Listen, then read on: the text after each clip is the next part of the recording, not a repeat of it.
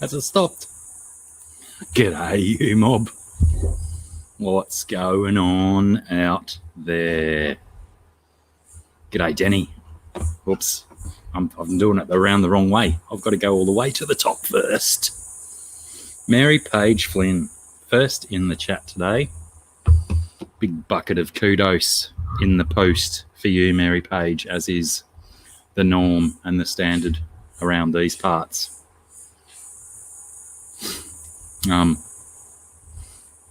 In the post, I'm sure. BJ Palmer, g'day. Dan Slee, g'day, brother. How are you? S8. Oh, BJ's gone, but, you know, I will envisage that my hello didn't just vanish into the ether. Riddle, how are you? Vinoksky, g'day. Big D, g'day. Pugamus, how the heck are you today? Oh, wow, on fire. Andy Plays, how's it going, Andy? Dragon Lair, how's it? Joshua Michael in the Hizay. Oh, that reminds me, I'm slack on my links again today.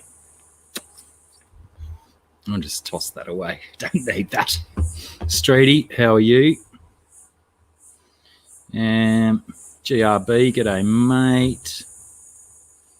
Gaffer Haynes, how are you, Gaffer? What's that done here with my mic stand? It's a bit, whoops. Maybe if I do that. Maybe if I do that, indeed. One moment. Oh no, push the wrong button. Of course, we know what happens when you push the wrong button.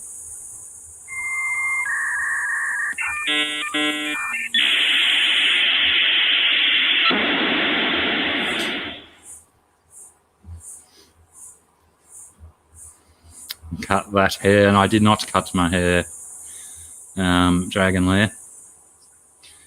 But it is roasting hot today. So I think I'll be very, very, very, very, very close to cutting some of it off soon, especially some of this facially gear. It is so warm today. Very, very warm indeed. Streety, I think I said hi to you. Hello, Streety. Everyone else, I don't think I've missed anyone for once. Maybe. Yeah, I just I took a moment just before coming on screen to saturate my head, and I thought, you know, why not comb it all back and look respectable for about 7 minutes until it starts to go frizzy in the humidity and the heat. I got a fan pointing straight at me, and I don't know if you can hear it or not, but it's certainly not seeming to do anything.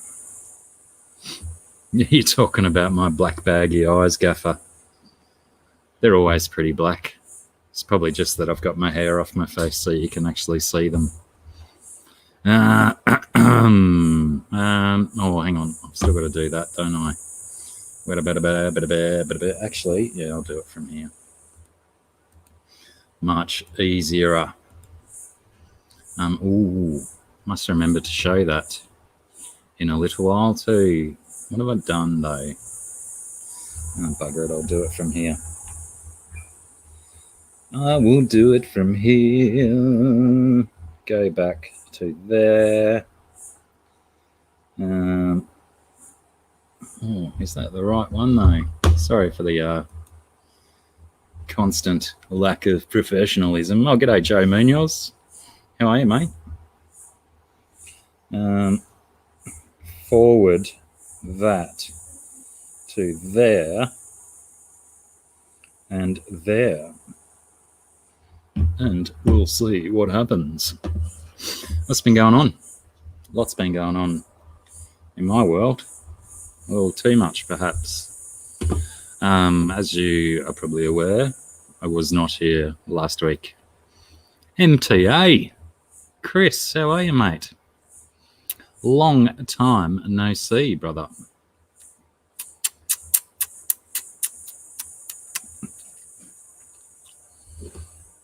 How are we all doing?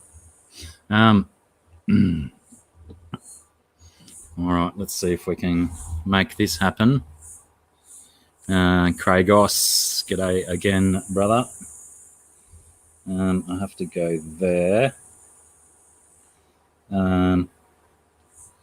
And I got too much going on, too much. Oh, Candy Overalls in his house. I'd like to welcome to the screen. It's probably going to be a little bit surprising to people that it's probably not who you think it's going to be. Anyway, let's have a go at this.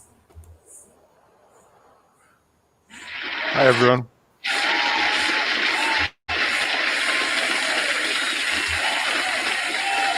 The crowd goes wild for the beasts. The beast is here. The beast is in darkness. Yeah, my lighting's a bit shit. Oh, thanks for showing the love, Chris. Oh, you're in the dark, beast. You can nearly only just make you out. Or is that my crappy laptop screen tilted too far? Oh, it's pretty dark. No, it's good. It's good. Yeah. The blackness. We like it.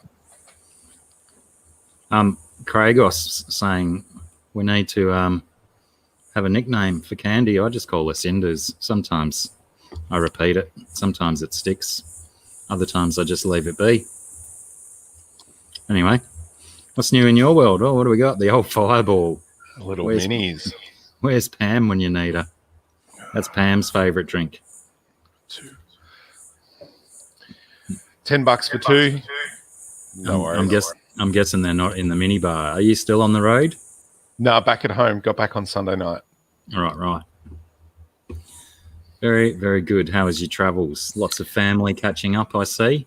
Yeah, we did that on the weekend and went out west to Orange the first week and got as far south as Canberra for the second week. Neat. That's very funny that as soon as the word fireball is mentioned, Pam shows up. How are you, Pam? How's your shoulder going, Pam? Is it back in action yet? Hope you're on the mend. Pardon, mate. What was? Were you just Was it a business trip? Were you out in Orange selling goods? Yep. Things are going good. Shops are doing well. Good, very good. Got this in Canberra. CBD dinner. Dinner what? Dinner lady. Dinner lady. So it's lemon tart, but it's 250 milligrams of CBD per mil. Strong shit. Is it like an oil that you put in your inhaler? What do you call it? Vaporizer? Yeah, it's a vape liquid. So a few drops in there and instant relaxation. I've always wanted CBD without the THC. I finally got my hands on it. It's been ever since I learned about the difference. I've been wanting some. So it finally happened. Thank you, Canberra. Can you use that stuff just like you would an oil, though? Can you ingest it, or is it only to be vaporized? It's designed to be vaporized, because of the flavors. Mixed with certain stuff, isn't it? Yeah, propylene glycol and vegetable glycerin. So and the CBD or the lemon tart, I don't know which one's the bitter one, but I've licked a drop of it. It's, shocking. So fucking bitter. Tropico, how are you, Fish Tropic? Long time no see. Send me interesting. Wait, that was you sending me messages. I'll send a reply and then never hear from you again. I sound like a jilted lover. I went up into Queensland last week. It was supposed to be a day trip on the Wednesday to go and pick my mum up from hospital up there. She went for a day trip on the Tuesday with other auntie and uncle and my dad, and had a bit of a turn and ended up in hospital up in Caboolture, of all places, way up over on the other side of Brisbane. So my sister and I drove up on the Wednesday, hence no stream. I think I already said that bit. Expecting to just go up and come back, but they wanted to hang on to mum for a little bit longer, so we spent a couple of nights in a hotel up there until they let my mum out and let us bring her home. Is she okay? Okay, yeah. Not 100%, no. Right. But time will tell. Time will tell. We shall have to wait and see what progress occurs. Just going to try and fix this up because it's giving me the irrits. Whoops. Why don't you turn around? Yeah. That'll do. That'll have to do.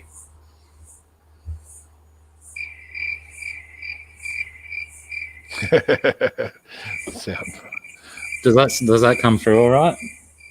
I can hear it, yeah. Good, yeah. It's not exactly the most technologically sound way to do it. See what I did there? I used the word sound. That's top shelf comedy.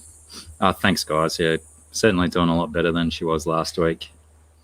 A little bit more together and stuff, but still not 100%. Joel G, g'day, mate. How are you? I hope you're getting cooler weather over your side of the ditch than us. It's bloody, I don't know how you're going out your way, Josh, but it's so stinky here. I nearly did the stream from in my room in the aircon today, but it would mean that I'd have to be on my bed holding everything, and then that's just going to cook me anyway with a laptop on my lap. Yep. Pardon me. Hot balls. It's just so great. We got a new air conditioner on Monday in the lounge room, so it's pumping out. It's good. Yeah. Like I used to, when I was a little bit younger, I used to not enjoy air conditioning too much. But as I get older and fatter, I really, really appreciate its value. I still prefer like windows down on a car. Yeah. But yeah, when you're sweating your balls off, it's so nice just to sit in a room at 22 or 23 degrees. The beer cool room's always a nice treat. Walk in there and go, oh yeah, 4 degrees, delicious. Yeah, I was in the bottle shop this morning, and yeah, I refrained from going into the cool room because I knew I wouldn't want to come out. Yeah. Aqua Funk, how are you, Funk? Good to see you, mate. Funk is in the house. Yeah, I assume, Dragonlair, you're also meaning 29 degrees Fahrenheit, which is, I'm pretty sure that's single digits for us, isn't it? I'm super jealous of that. I want single digit temperature back. I want year-round winter, but I think I have to move to Antarctica for that, and I don't think they've got bottle shops in Antarctica yet. No. Give it time. Yeah. Have to brew your own. Yeah. Don't know how well that'd go in that cool. You need a bit of warmth. Yeah, true. You'd need a constant fire stoker. Yeah. 3 people on rotating shifts. What the hell is that sound? That is the English white bull that identifies as a goat. It's classic. That's the full extent of his mooing. Oh wow! Because I think the little heifer that he likes to chase around, she's probably due to be on heat. So he's probably calling out for her. But they when it's this hot, they go and find a shady spot and they stay still for as long as they can. Yeah. How about -1, says Dragonlair, righto. Oh, nice. Yeah, give me. Yeah, we need one of those portal guns and put one there and one here and enjoy the cool. But imagine how gross that'd be to like portal instantly into -1 and instantly back here into whatever we've got. Ooh, actually, I haven't even looked at the weather situation today. So let's do the weather with Blacky. Hey, Cichlids Aquarium Keeper. How are you, Cac? Ouch.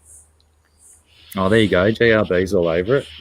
Of course, if you've got an Australian Antarctic research team, they're going to have boatloads of booze coming in.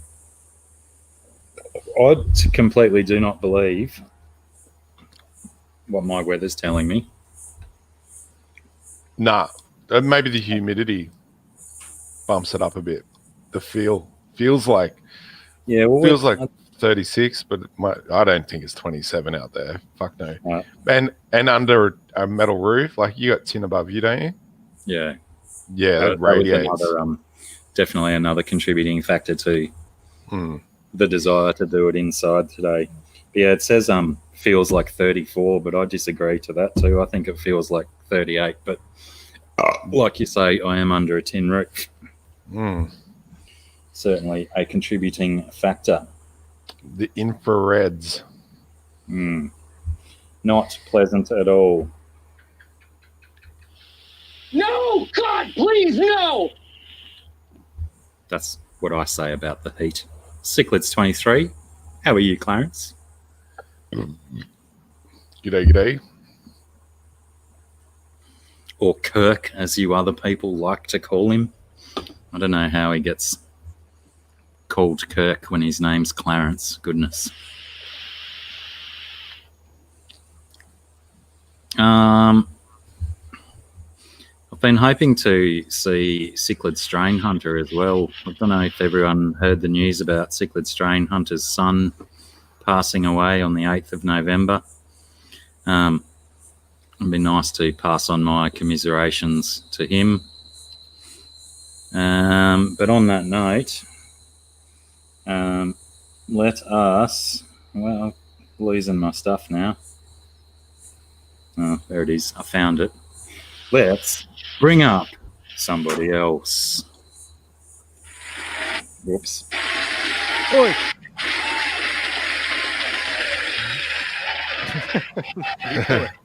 They're cheering. Oh, they're excited. Yeah. Hold on, I gotta find the stream chat, dude. Oh wait, it's asking me if I'm a robot. I'm not a robot. Are you? You may be.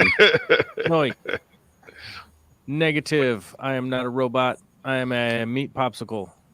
Are you a Cylon? Would a That's possible. Would a robot with meat popsicle programming know that it's a robot? It's unlikely. It's unlikely I would know. Yeah. You know, it's unlikely I would know if I was a robot or not. G'day, Mikey Fishy. I like the name. Mikey Fishy. That's Mikey Fishy. What's all you said? Oh, I was wondering about your image quality. You've definitely come good, but you were very blurry and gross when you first came in. Was that just because the computer still thought you were a robot, perhaps? It probably thought I was a robot. So it wasn't giving you crystal clear, but goodness me, as usual, your visual quality is fantastic. There is a point where I changed the lens on this camera, and for whatever reason, it focuses back there sometimes. You know, it's like, oh, what was that? Let me focus back there. Maybe there's a big giant spider in the background. I don't know. And maybe the lens is trying to alert me of a spider attack.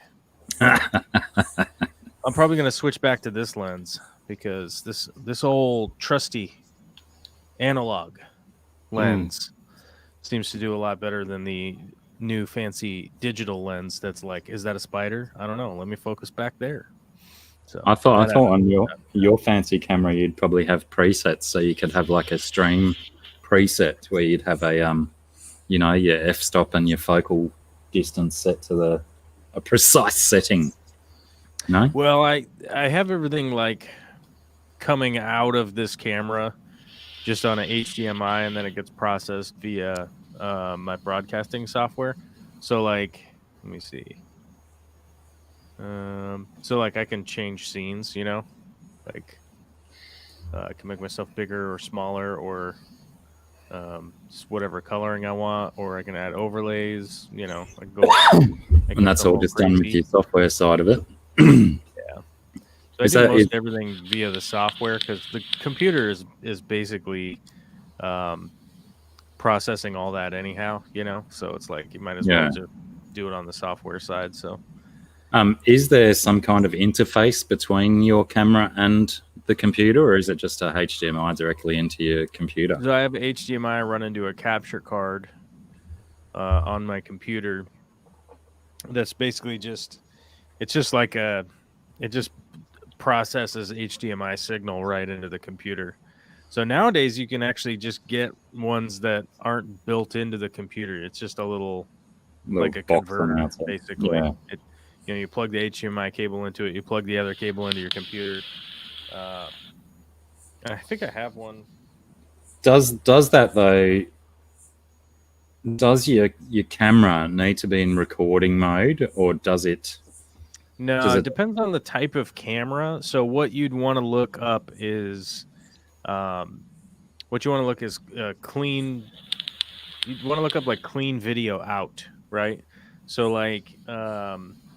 A lot of digital cameras, if you put a video signal out from it, it'll have all the like camera information, like the focusing box and all that kind of stuff in the HDMI signal. So whatever camera you get, you want to make sure that it has a clean HDMI out so that you can use it also for live streaming and for like, shooting videos and stuff.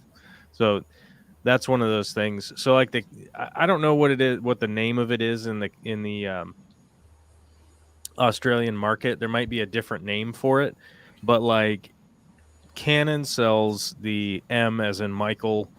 It's a M200. So it's a smaller camera. It's really affordable.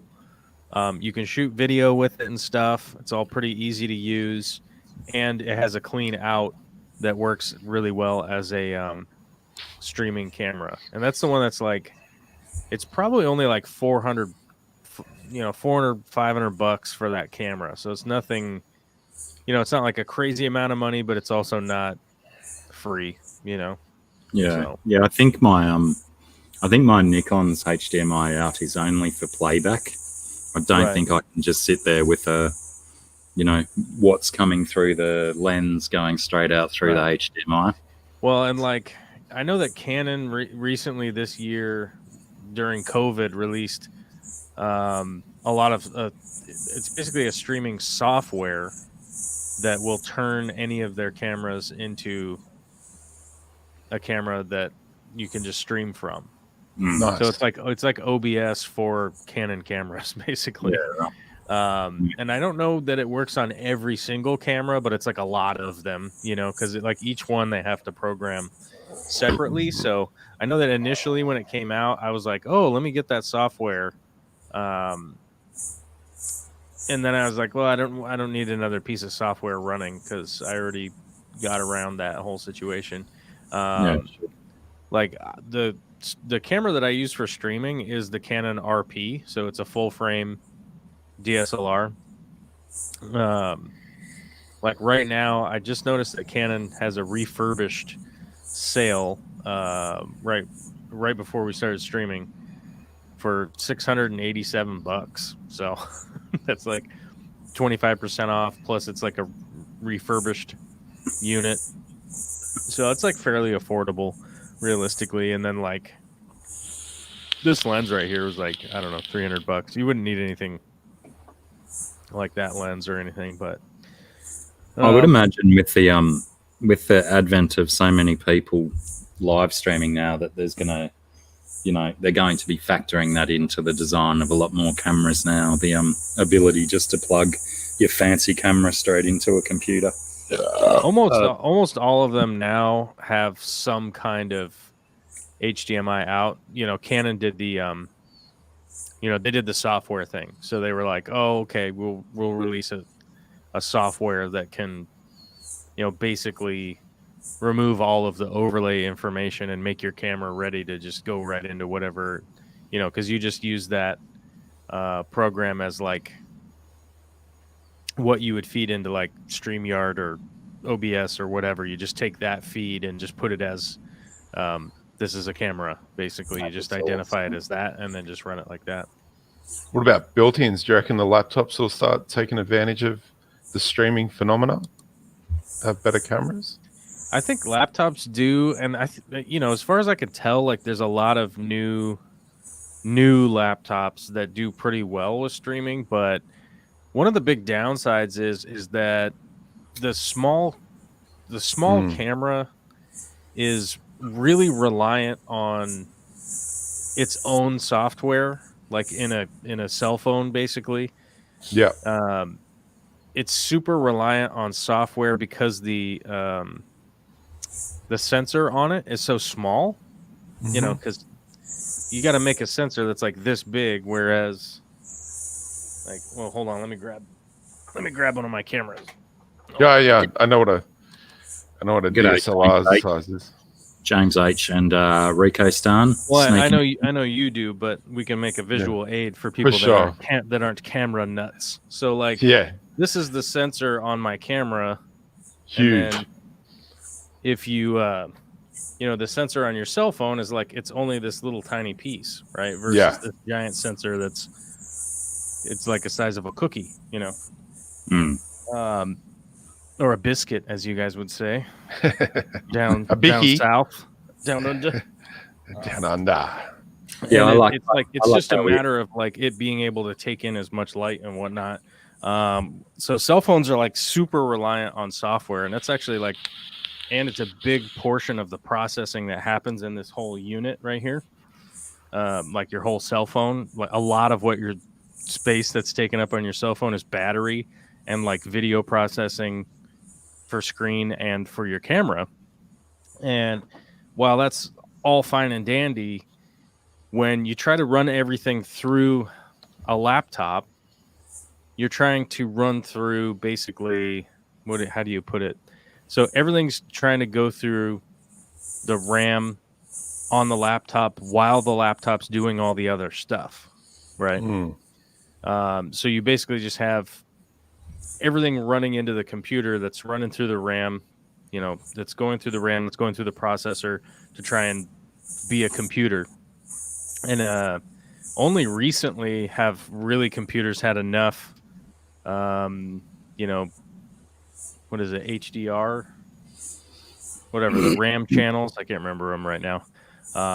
But it's basically enough channels to process and do all that kind of stuff. So they are getting better with it, but it comes with a gigantic price tag that I'm really not willing to spend that kind of price tag for something that I would really not make that much use of. And I've always been the kind of person that's like, oh man, a laptop, that's so useful. Like I can take it with me and I can do stuff and blah, blah, blah. And it's like, if I take a laptop to the park, am I really going to get the laptop out? If I go hiking with a laptop, am I going to take it out? When you're on an airplane, can you really have the laptop out and be like, yeah, I'll have some coffee also with my I'm working, guys. You ain't getting shit done. Yeah. None of that stuff that everybody thinks that like, well, now I've got this tool, I take it with me. I've always told people, just get a better cell phone and get a camera and just work with the camera, because the camera is a tool that will do that. It's like, maybe you guys know. Are you familiar with what a Leatherman is? Like the multi-tool that like opens up off of your belt. Yeah. Like in a pinch, those things do well, right? Where you're like, oh, I gotta grab something. Like you can definitely grab something. But if you were like going to do construction, you wouldn't think like, well, I've got my multi-tool, I'm good to go. Yeah. This does all the stuff. I can hammer with it. I could do pliers. I got screwdrivers. I'm ready to go. I can build a house, and that's kind of the thing with laptops that I've noticed over the years. It just ends up becoming a paperweight that like sits over there. In my experience, it's definitely different for other people, but my experience has always been that's like, well, I've got a cell phone. That's already a computer that I take with me. It has a camera built into it. Strangely enough, it like does more than a laptop, because I can like call people and text people and do all the stuff that I really actually would do. So yeah, I just don't think it's a great spot for, and especially if you're like trying to do YouTube or anything like that. It would be better. You'd be better suited to like spend some money to upgrade your cell phone and just start doing more stuff that way. And then, figure out a better software that you could like edit videos with or that kind of stuff. And one of the downsides that most people don't necessarily realize when they start out is that you can have a completely terrible camera. You can have just the worst camera in the world. If your lighting is really good, if your staging is really good, you can get an awesome image out of it. Yeah. And that would be the thing that I would tell people to focus on, is like go to the hardware store and buy light bulbs, and like plug them in and light whatever it is you're trying to take a picture of or a video of or anything like that. And you will get amazing results that you always think it's like, well, I need a $10,000 camera. And it's like, well, No, Probably no. not. You probably just need some light bulbs, dude. They cost $5, you know. Yeah, we got a $50 light box. I bought it for Emma for jewelry photos, and she got a iPhone 11 Pro, and the pictures we're getting out of that are just fucking awesome compared to the old digital camera that we had. So yeah, that's totally get what you're saying. A lot of people are in search of, you know, megapixels and all that kind of stuff. And it's like you only need that stuff if you're doing like giant billboards, right? Yeah. So, you know, if you need like 60 megapixels, it's like so that you could do giant blown up versions of the image that you took and it still be a high definition picture, you know, but like most of the cameras that you see that are, you know, taking pictures that you see like in the newspaper or whatever, like a lot of them are just like 8 megapixel. Yeah. Right. You know, and it's like, well, what's up with that? And it's like, well, because they're like, well, we have to take 100 pictures every 30 seconds, you know, and if you're trying to do it with 60 megapixels, like you'll never get there. It just won't happen. Plus, imagine pictures that size in, you know, files. Oh, those files are gigantic. You know, once you stack up a bunch of them, it's like, oh crap. But the main reason, like, I bought the R6, like the R6 is I think it's only like 20 megapixels or something like that. I don't know what it is. But the main reason I got that was for shooting stills at a very fast rate, you know. You know, to be able to shoot like 10 frames a second, 15 frames a second to get a lot of the wildlife images and stuff like that is really helpful for me. But otherwise, you know, that's why I bought that camera, just because I was like, look, yes, this camera shoots video and stuff like that, but it literally, this will be a camera that I can take pictures with for probably 10 years.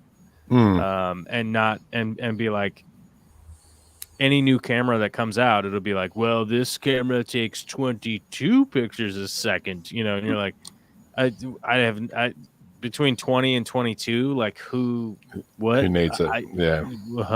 Like there's no real advantages. So, I mean, that's just, I don't know. It's just weird camera advice. I don't know. Didn't mean to like sidetrack us onto camera stuff, but that's all right. Makes sense. Thank you. You know, like, I think I started it by asking about cameras. So, you know, it's acceptable. That works. We'll allow it. But yeah, I mean, if somebody wants to live stream, you know, get a good microphone, get a decent streaming camera, like just this Logitech camera up here. It's just a Logitech streaming camera. I forget what the model number is or whatever. It's just the standard Logitech stream camera. And get a couple of lights. That's really all you need, and as long as your internet's fast enough, like generally you'll be fine. But I think the biggest concern that everybody has is like, you know, trying to get everything to be perfect, and it's like, yeah, but if things are serviceable, you're doing fine, and then after that, it's just about making whatever content you're making, and you're good to go. I bit the bullet in one of the Black Friday things and picked up a new webcam from Amazon because this one on this computer that I use, this one right here, only does 720 maximum. So I bought one that does 1080. Yeah. I don't know if it'll be any better or not, but for what I paid for it, it's probably worth the exercise. Yeah, it's definitely there's a fairly big difference between 1080 and 720. You know, 1080 and 4K, well, it's like YouTube still doesn't even broadcast in 4K, you know. Yeah, I don't know if they ever will. What's that? It only goes to like 2240 or something, doesn't it? I think it goes to 1440. I think that's it. No, because I've my new telephone supposedly records in 4K, and I've uploaded a couple of videos, and they give me the 22 something or other option to watch. Oh yeah, I mean mine it says that they're in 4K, but it's not. It's not actually 4K. Yeah, I can imagine that. I mean, it's just a ton of information that they have to stream out. And that's the big problem. Is like sending that much data out is not easy. Also, if you look at the quality of videos that are up on there, and like you say, they're lit properly and done at 4K, and they're only streaming on YouTube at 2240 or 1440, they still look fantastic. Yeah. I mean, so why would they bother putting extra strain on their servers with much bigger files? Yeah, that's the thing. It's like they're like, well, we don't see, they're like, we don't see a big advantage. Like, people are still going to, people are still just going to watch the same way that they do now, and most people are. I think last time I looked this up, almost everybody is displaying at like 480. When they're watching YouTube. Yeah, because most people are watching on telephone-sized screens. So they're doing that, but they're also like saving data. Also, yeah, true. I should conserve or whatever. Yeah, and a lot of people are watching in like 1.5 speed, which is fantastic. Oh yeah, true. Especially long-form conversation podcasts. There's a bunch of YouTube videos that claim to be 4K, but I've only got a 1080p TV, so I wouldn't know the difference. Right. But like a 4K fireplace or a 4K barrier reef tour or whatever. It's pretty watching the turtles with like gentle music, but how do you know? Yeah. Well, I upload everything in 4K. Yeah. But it downscales it. I mean, everything's compressed. And so that's like the biggest issue is like, what is it? Vimeo, however you say it. Vimeo. Vimeo. How many different ways can you say 5 letters strung together? Yeah. Vimeo. Yeah. G'day. Welcome aboard, Self. And if thanks you want your, it's like if you want your videos to be like actual 4K, you want to like upload there, But nobody watches that because it's Vimeo. Something came up this week for some friends of mine. They were complaining about the uploads to Facebook being all downgraded and shitty. There's a hidden feature in the settings to enable HD uploads. So if you are wondering why your video or your photos are shit when you upload them, get in your settings on your phone and enable HD uploads. It's that simple. And they disable it as a standard feature to save server space. It's a cost reduction. I mean, I know Facebook's listening right now, but we should literally all just start uploading like 8K files. That was the Beast's Facebook tip of the week. It's just like 40. It's just like 40-hour-long 8K videos of just saying "F you, Zuck," Yeah, it won't take it. It'll say, "Oh, we're processing your video." Fuck you guys. Yeah. It's just indefinitely processing forever. Yeah. We'll notify you when your video is ready to watch. Fuck you. Wait, right. I've got one We'll for this. I've got one for this. 2 hours later. That's right. Well, I mean, here's the weird thing. Like, I've been on YouTube long enough that, so let's see, like 10, 12 years ago, when you uploaded to YouTube, it would take hours and hours and hours and hours and hours. You'd literally, like, if you uploaded like a 10-minute video, it would be like, it would have a clock and it would be like processing, like uploading. Like first it would go to upload and that would take forever. And then it would like, and then what was the next phase? There was a next phase and a next phase, right? There was like 3 phases and they all took like 5 hours. Like, I'm not even kidding you. Like, and it would screw up regularly. Like you'd be like 4 hours deep in an upload and it would like completely fuck up. Like it would come like there's no other way to explain it. Like it would just be like, this thing is just broken now. And you would be like, no, I think I'll hold on for a couple hours and see if it'll work. Maybe it was just YouTube testing to see who the dedicated uploaders were. Oh no, it was just that. It just sucked. It just sucked. It was just crappy. It was just awful. G'day, Anthony. How are you, mate? It was just a cluster. Clusterfuck balls deep. It was legit. It was legit. And like, I don't know how many times I straight up was just like turned off my computer. Just like, all right, screw this. And I would just turn it off and like try it again the next day. It was so frustrating.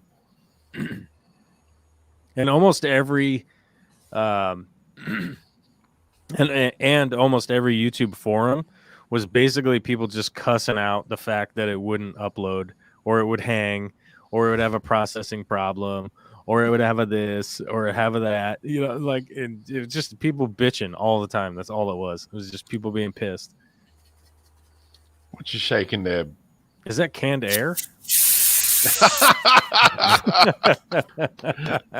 It can't possibly be that hot yet. It is, man. It is. Is it? Oh yeah, it's fucking humid and terrible up here, and just getting hotter. Yeah. It was 28 or 26 degrees this morning, which sounds exciting to you guys, but that's -3 or whatever. Oh, love it. I absolutely love it. I don't know what it is in Celsius, but everything was frozen. My truck was frozen. Yeah. Well, my fingers were frozen. Paddy was saying before that he had 29 degrees and that was -1 Celsius. All right, what the hell is 26? Let's see. I would say -1.5. 26 F. we need 26 F to C. It's -3.3. Sounds so nice. I want it. Oh, Minus. I want it. -3.3. Fuck. Tell you what, Minus. when you spray these cans fairly constant, they get nice and cold. But I used most of it up the other day trying to fix my old hi-fi amp. Oh, like spraying out the old tubes and stuff. Just no tubes. Just my room is a dust factory. It was just clogged with dust, and I didn't realize that when my brother gave me his old PS4, I'd put the PS4 on top of the amp, and I'd left like only 2 rows of the ventilation holes accessible. So I think I haven't really even used the PlayStation 4 because it makes too much noise.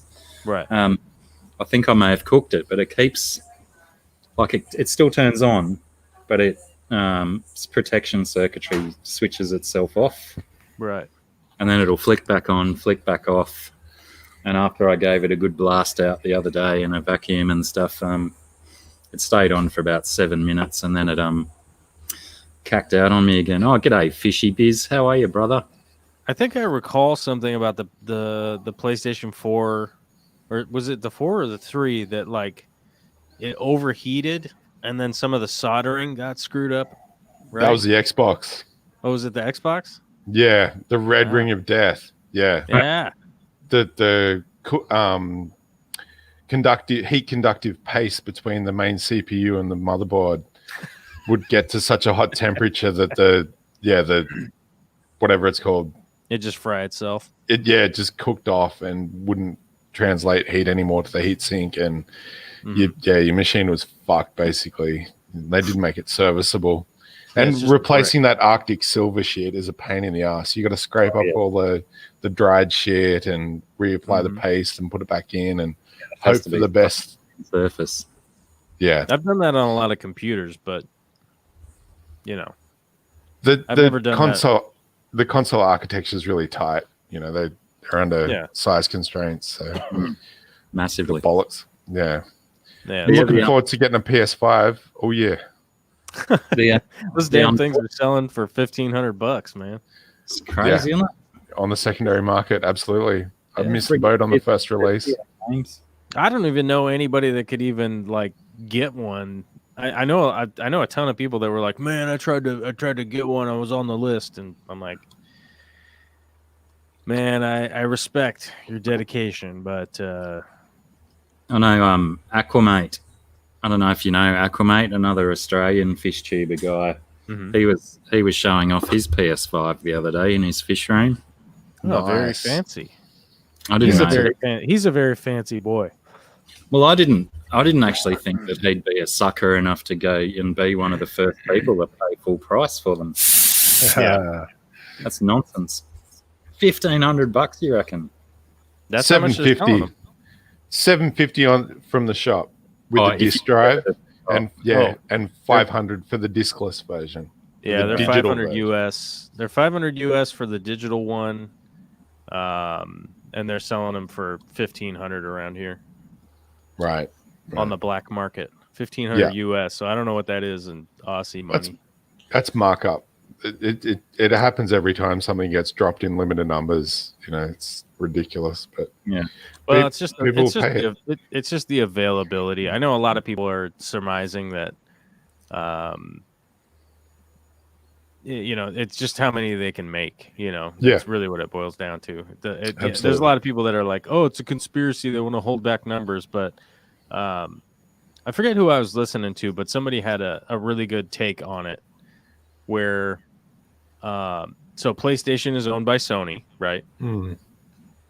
And can you imagine the meeting in the boardroom with the shareholders and all the board members that are basically all there to be like, yeah, the shareholders need to make money, right? And the guy comes in and says, okay, look, I tell you what we're going to do.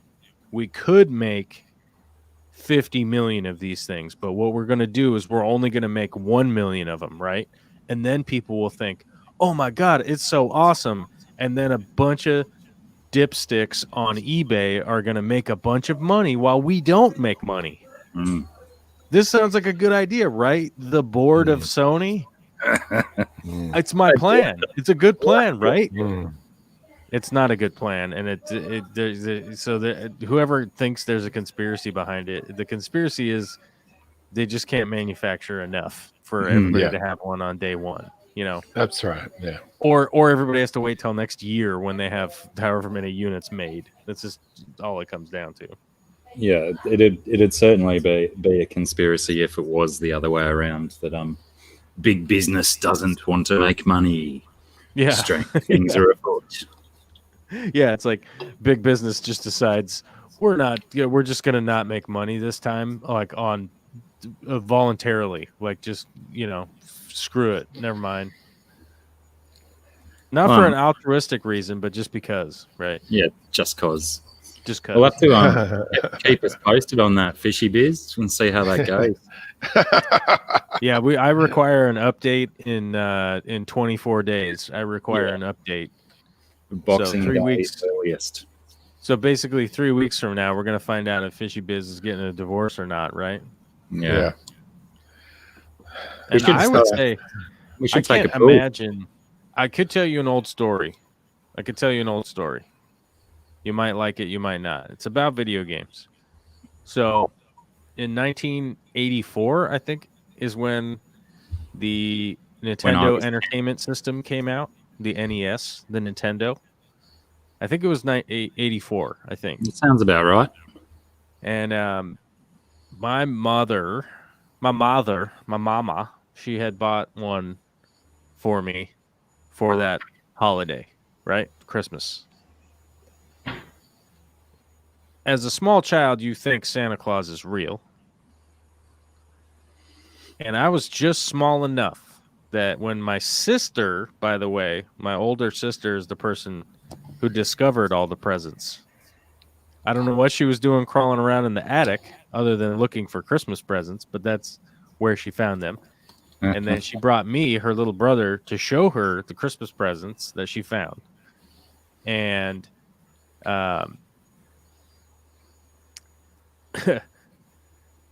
I could not keep the secret at dinner time, right? I was literally like little 4-year-old me, 5-year-old me, whatever, freaking out at the dinner table that night, like squirming and wiggling around, super excited. Did you say this is Christmas Eve? No, this was like Still a this is few like nights. December. This is like December 1st or something. Ah, far out. Righto. Thank you. And my mom was like, "What are you so excited about? What is going on?" And I was like, "I can't keep it in any longer. I gotta tell you, Santa got me a Nintendo for Christmas." It was in your attic, but you were still convinced it was from Santa. Well, I think in my my feeble child mind that I was like, well, of course, Santa can't deliver everything on the day of, so he's got to distribute this stuff ahead of time, right? Smart man. Yeah. You know, clearly Santa has a supply chain that he's getting everything put out into place so it's ready to go ahead of time. I don't know what the hell I was thinking. Santa's on. Yeah, my sister got in trouble big time. I think I got in trouble too, but I don't know. I think she was. Did you say your sister was older than you? Yeah. And did she have the inner knowledge of the Santa story, or was she still a believer? She was not a believer by that point. She was no longer in the cult. She had excommunicated herself from the cult. But that didn't also didn't stop you believing at that age, or was that the year that you learnt?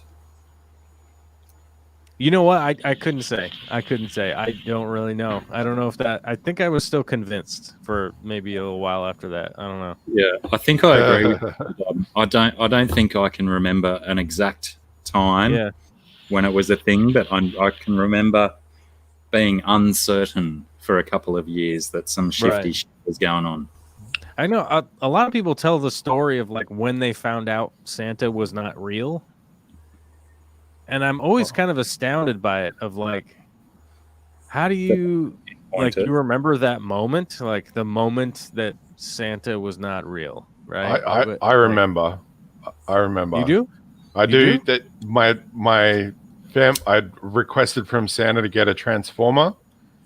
And instead of a transformer, I got a GoBot. And it was pretty cool. It was die cast, but it was a Porsche, and I knew that the Porsche transformer was jazz, but this Porsche GoBot didn't have a head. The sort of cabin of the car became its head. It had really gimpy arms, and it was really lame. And I just was so disappointed. I was devastated. And I think I asked my mum, like, how could Santa get it wrong? And she goes, well, ask your auntie. She bought it for you. And I was like, really? My auntie bought it? Oh. Fucking bang. Yeah, ask her, why didn't you get me a real transformer? Why did you get me this shit? She said, oh, they're all sold out. They're all gone. So, oh, well. I do remember the first movie I cried at. That was Transformers the movie when Optimus Prime died. Yeah. 1986. I think it was like 86. Yeah. Yep. I didn't cry when Bambi died or any of that kind of stuff. No. But when Optimus Prime died, that was a soul-crushing moment. Oh yeah. What are you gonna? Oh yeah. What are you supposed to do? I mean, that's the only true hero that a real. I don't know how to put it. A real boy, a real, true, red-blooded human boy. When Optimus Prime dies, you just can't. It's hard to get over that. And I don't know how you do. It was just a marketing ploy. They wanted to kill off the main cast so they could sell the next season of new toys. Well, I mean, the whole cartoon was a marketing ploy. So, I mean, of course it was. Yeah. Legitimately, like every decision was a marketing ploy. Oh, that reminds me. We have to do our Star Wars talk. Oh, yes. Yes, the soul-crushing Star Wars talk. I legit went. I went full on, like, I did like a 2-hour dissertation on Saturday when I was talking with a friend of mine about what was wrong and what was right and like why. And I somehow managed to convince her that, like, she was like, oh man, I just thought everything was fun. I didn't realize it was this stressful. Well, I'm just catching up. Yeah. I was very, very, very much in disagreement with you about that episode. That it certainly wasn't filler. But before we Which one? before we go on to that, I don't know if I can get this in shot. But see over there, in front of my clothes dryer. That's my amp? yeah, that's my hi-fi? non-functional hi-fi amp. Yeah. And when you lose your home theater surround sound system, you realize how much a part the audio plays in such fantastical TV shows, because watching The Mandalorian or Star Wars Rebels or Clone Wars just through TV speakers doesn't cut the mustard. It doesn't. It doesn't. But I will say this. I broke my so I wear headphones when I'm on a job site because I gotta listen to stuff. And I broke my pair. I was like way up on a ladder and like knocked them off, and they just went all the way down.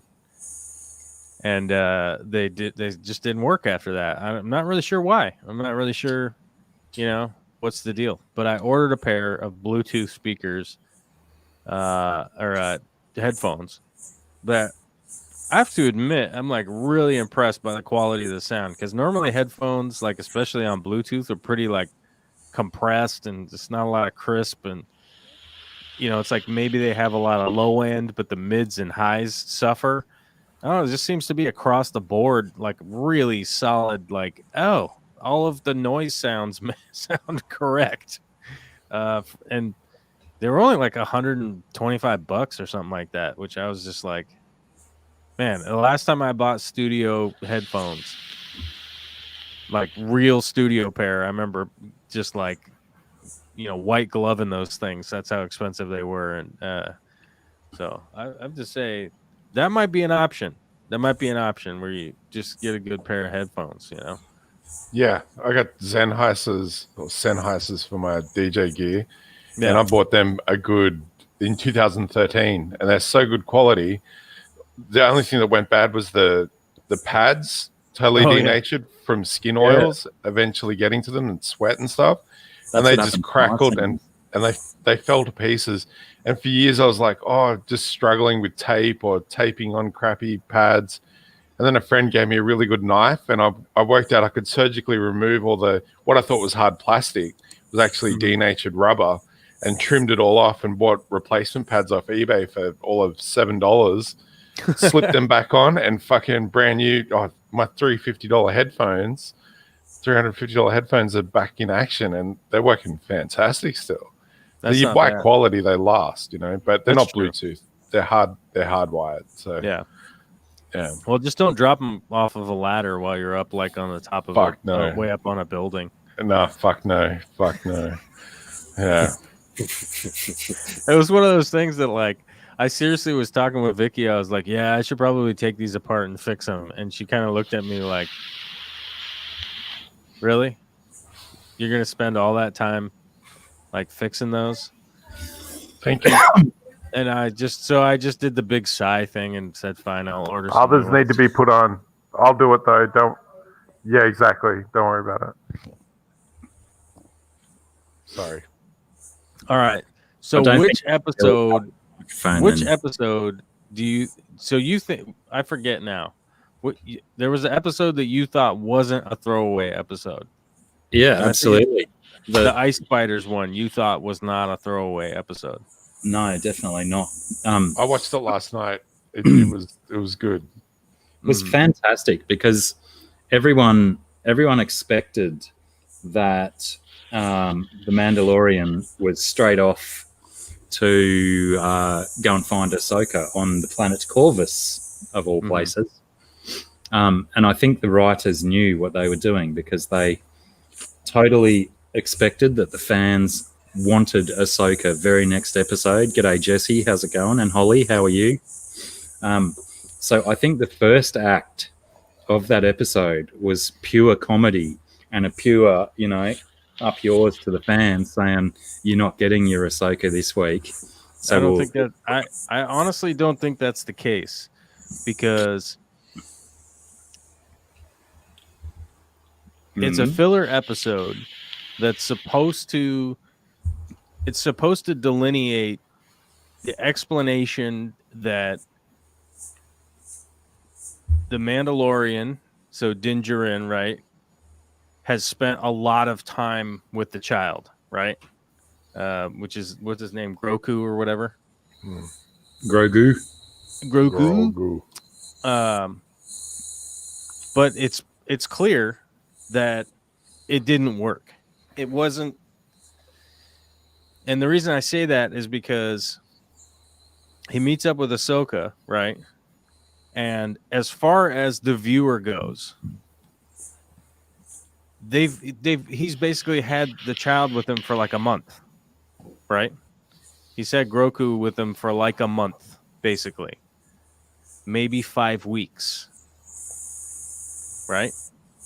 As far as the explanation of the story, and so hard to put timelines on Star Wars stuff. Well, it's difficult to put timelines on stuff unless you're the person writing and producing it and basically adding the explanation in the story that you're making that this has been a really long time, right? Instead of jumping around occasionally and there's a shoot 'em up. And by the way, when on the Spider Planet, I want you to think long and hard about when the rebels show up in their X-Wings.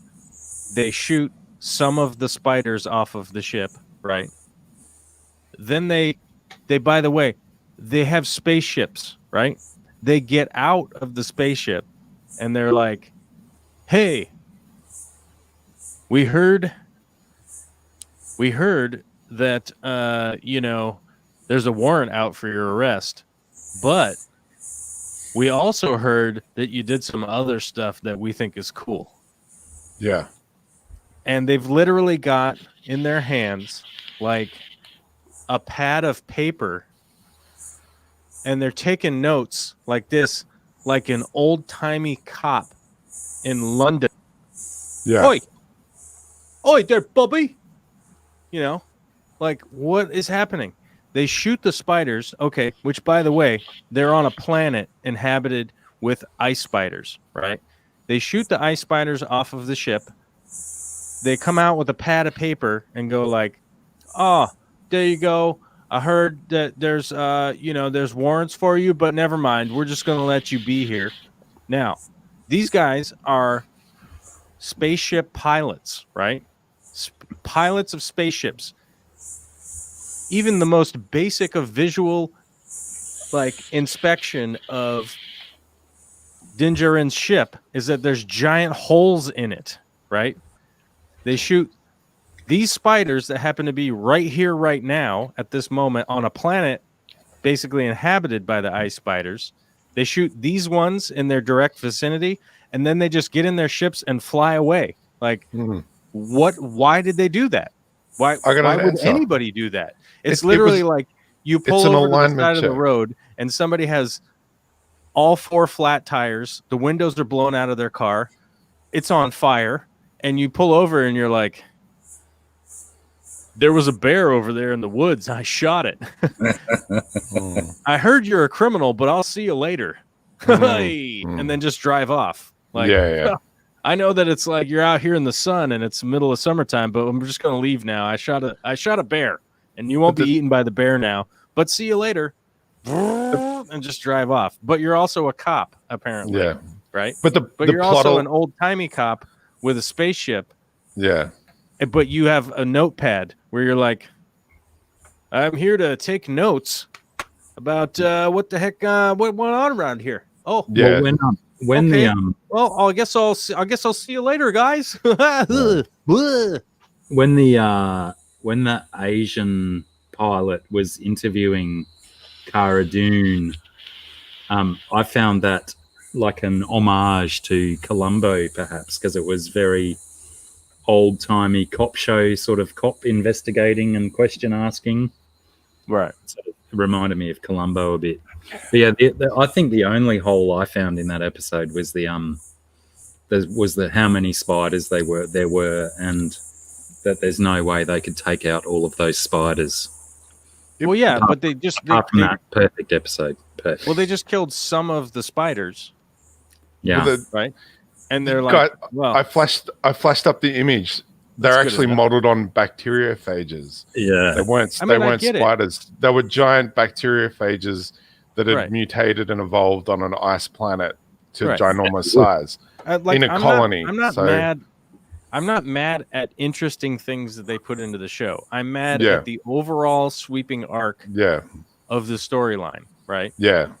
Now, spoiler alert for anybody that hasn't watched the episode. They've already been out. I don't know.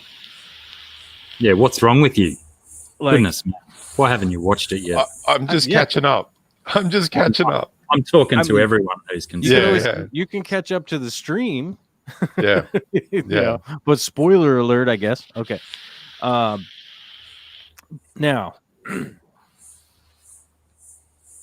we find Ahsoka Tano, right? Great. Oh. Totally makes sense.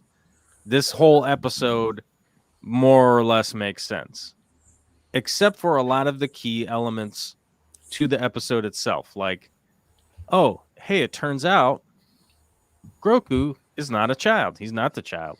This whole time, he's been a trained Jedi, right? Who's apparently had no way to communicate, which is like, okay, maybe he's got amnesia. He's got a weird situation going on. And, Din Djarin's like, okay, I'm going to leave him here with you. And she's like, no, you can't do that because you're like his dad now. Okay, but we haven't even developed the story enough for the average viewer to go, these two clowns have been hanging around for quite a while now. This one is useless, helpless, would easily be the victim of a highway robbery at any point in time. No mannerisms to defend himself or anything. And yet, like, the explanation is that, like, maybe they've had 5 or 6 weeks together, a couple of hinky dust ups, and now it's his dad. He's like your dad now. He's imprinted. Yeah, he's imprinted that you're his father now, and you're like, even though he's been around for 50 plus years, and it takes him a month and a half. Right. He's never had that, so that's Well, no, but they Ahsoka Tano literally was talking with him, and he's like gone through the Jedi training and told her what was going on, and well, she was also aware of hello Crystal and hello Ian Atkins, by the way. She was well aware of his presence at the Jedi Academy when he was originally there as an even younger creature. Right. And he would have been escaped or stolen from the Jedi Academy when Order 66 has taken place. But I don't believe that Ahsoka's motivation for not training him, I don't believe it's because of the bond between the Mandalorian and the child. I believe her reasoning is that she has disassociated herself from the Jedi, and she believes herself to be a neutral. She made her white lightsabers. I was going to say, did she have a white saber? Yeah. Yeah, well, she's gone to white to not identify with the light or the dark side of the Force. Right. Right. But there are a bunch of Jedi that have that. They all have different, the yellow lightsabers are for the what are they, the Sentinels, and then the white is for basically like the gray Jedi, right? And then the purple path. And then the purple is for, like, I think Mace Windu's the only one that we know has a purple one, but there's like other ones that have purple for whatever the purple thing is, whatever. 420, eh? Right. Yeah. And then you have like the green and the blue and the red, like there's a bunch of different colors. Now, I think what they're going to do with the story as far as that goes is that Anakin is the connection that freaks out Ahsoka Tano, I think. Right? Yeah, Yeah. she's afraid of connection after not just Rebel. It wasn't Rebels. It was the Clone Wars thing. she was She doesn't his, want to be. yeah, because She she was doesn't want his to have that apprentice, right? relationship. Yeah, she doesn't want to have that Yeah. master apprentice relationship. And yeah. I would imagine that if the little creeper Groku was like involved with Anakin at all, Hmm. like her immediate response would be like, "Well, I can't be around this situation. This is not good. All I'm trying to do is just not be around Darth Vader." You know what I'm saying? I'm just trying to be out here doing the thing. Yeah, So I don't think that's where. I think her biggest concern was that because the child has experience with being bonded to a person, emotions and attachment Right. are both paths to the dark side of the Force. So she feels Hmm. that she might not have the powers to remove that from the child and only be a light side being. And little Groku's got the stealth, like multiple times in the series. He should be obvious to everyone, but he's just managed to just basically vanish and disappear. And then we see him on camera, no worries, he's physically there. But as far as people's latent Force ability to recognize him, and we have that naturally within us as people, we know when someone's looking at us, we can see them. We can tell when someone's looking at us. So Groku could be right in front of you, and if he feels the need to, he can just basically be invisible and not be detected. And so if Ahsoka takes him on board, Groku's suddenly exposed way more than when he's with the Mandalorian. So it makes a lot of sense for him to stay with the Mandalorian, to remain in stealth, remain in hiding. If that makes sense. That I mean, I'm not opposed to that theory, but he's already been captured since he was with the Mandalorian. I mean, have we forgotten the first season when he got captured? Yeah. So, and they drained his blood again, apparently. Yeah. That time around again. Yeah. Yeah. You know. But my wife struggles when I try to explain to her this all happens after the main movies. You know, Yoda's dead, everyone's dead. It's all. This is almost the closest thing to the present in Star Wars. Luke Skywalker's still alive. All the Skywalkers are alive. Yeah. Yeah. Okay, not everyone's dead. Yeah. Okay. I guess yeah, because Vader would he? No, he wouldn't be dead at this point, would he? Or would he be dead? Vader's dead. Yes. Vader's dead. Yeah. Okay, so maybe just the lurking. I don't know. I think Ahsoka Tano, I think her reason to like not be around is because of the Anakin vibe. Yeah. Deal. I think. You know, however they end up explaining it, I think it just has to do with that. Also, by about this stage, I think we're looking at about 4 years after Return of the Jedi, right. And Luke Skywalker has begun traveling around to, according to canon stories and stuff, he's already begun traveling around to known Jedi temples and stuff, trying to find Force-sensitive children to start his new Jedi Academy. And it's not too many years down the track, and he's got a Jedi Academy with 100+ Jedi in it. So we can only assume that, 5-6 years after Return of the Jedi, he's got to have found a few by now. So Luke and Leia are not the only Force-sensitive people out there. Yeah, I mean, I think that's got to be a big point. And the unfortunate thing is like they can't bring the Skywalkers back in. You just can't do that at this point. And one of my big reasons behind my frustration with a lot of the storyline and whatnot is they're taking all these weird little divergent paths. They aren't necessarily developing the story, in my opinion. And I think a big part of that is because Disney is what's fueling the decision-making process, right? And, everybody as a fan has to realize that, like, this isn't Lucasfilms. This isn't something that happened 40 years ago. This is Disney owns this, and this is kind of the last hurrah in a certain way because Rogue One, like, it did all right. The Han Solo movie did terribly because it's awful. The last 3 movies sold a bunch, but people are not excited about the New Order and all that stuff. And they wrapped it up. They wrapped it up with the present. I'll give you a couple more names as well. Cal Kestis and Seer Junda are other Jedis who are apparently living in this time frame as well. Yeah. And we also have the potential for Ezra Bridger. Well, I think Ezra Bridger has been mentioned. Ezra has been mentioned in this, I think. Not this episode, maybe the one before. I'm not sure. Has he been? I don't know if he's been mentioned by name by the on-screen players, but he certainly keeps getting praised by the fans.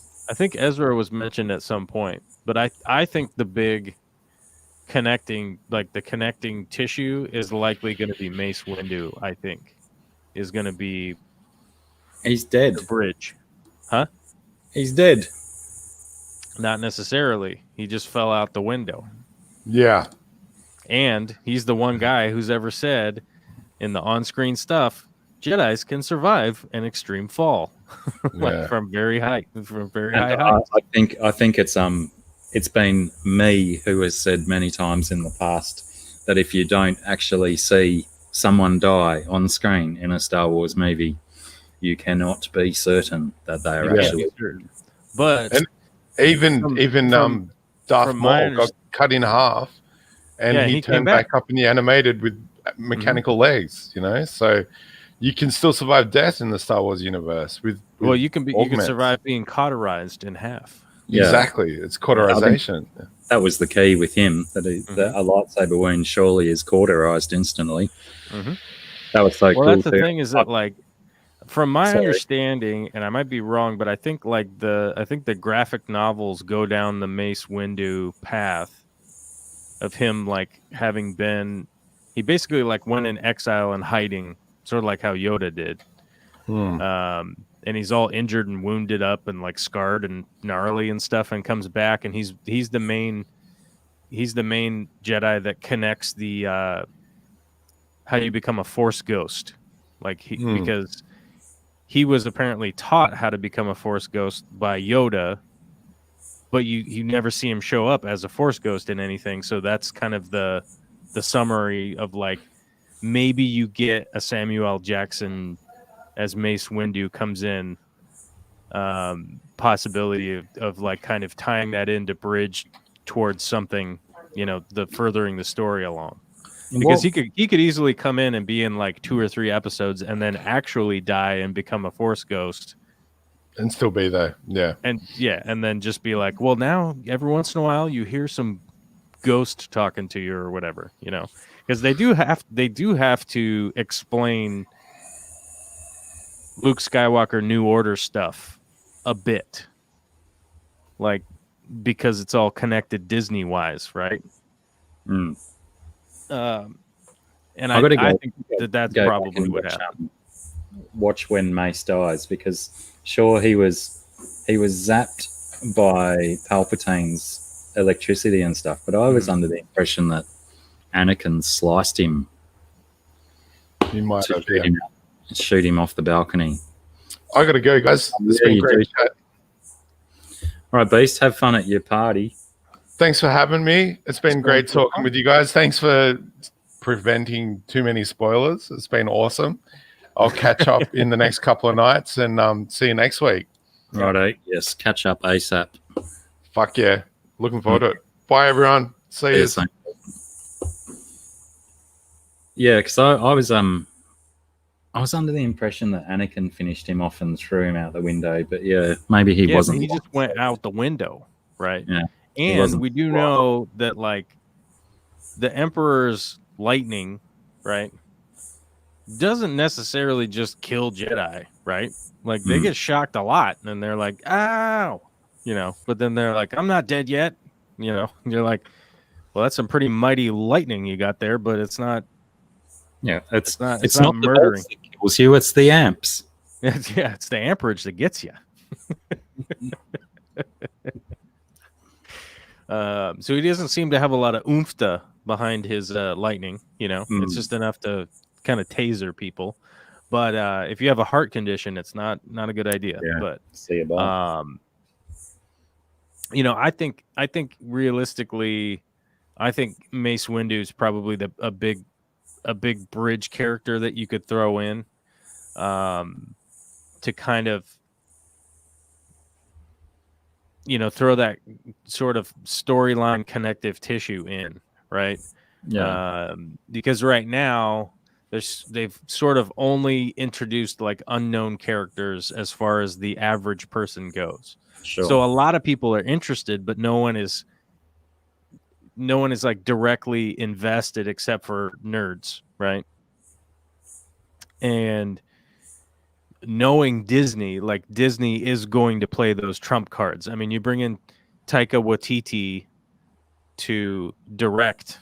If you bring in Jon Favreau to direct, you bring in all these just heavy hitters as far as all that stuff goes. They're going to bring in some big names like Rosario Dawson, who I think is a great pick. I think she's fantastic. I have no qualms. I don't care that voice actors don't get to be live screen actors. I mean, that sucks, but I don't care. Ahsoka's only really had, a life in animation at the moment for all of the viewers. So we've only gotten to see one person play her, but the Star Wars universe gets us used to seeing other actors play the part, and they're still the same character. We just have to be more accepting as viewers in saying they're going to do their best Ahsoka possible. I know people are up in arms about saying the what's her name, Ashley Eckhart or something. She's the only one that we've ever known to do it. Eckstein, Rockford. G'day, Rockford, by the way. So yeah, get over it, Rockford. Someone else is doing Ahsoka now. There'll be other people. There's talk as well. I think the reality is that they were going to have somebody else be Bo-Katan, right? But what's her butt? The actress. I can't remember her name right now. Is she the wrestler chick that played Bo-Katan? No. No, it's she's the voice. She's the actual voice actor. What the hell's her name? Oh.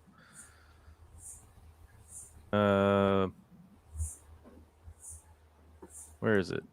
I've been rewatching the Clone Wars, and I just got to all that Mandalorian stuff with Bo-Katan. There we go. Yeah, Katie Sackhoff. That's it. But Katie Sackhoff is, and she's an on-screen actress, right? Mm. Like they know what to expect from her being on screen as an actress. I mean, if they screen tested the other gal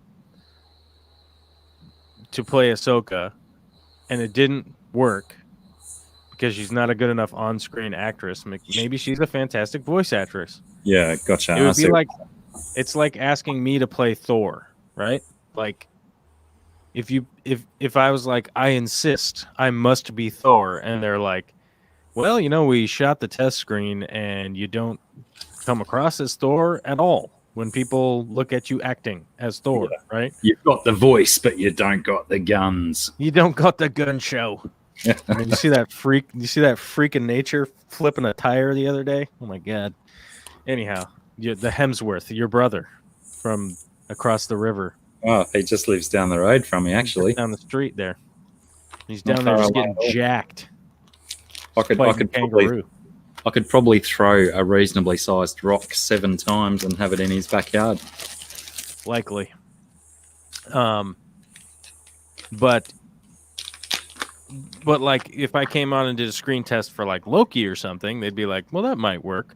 But then they go, well, we got this other guy who's like a really famous actor who is a better actor than you are. And he'll do a better job being the actor. That's just how that works, right?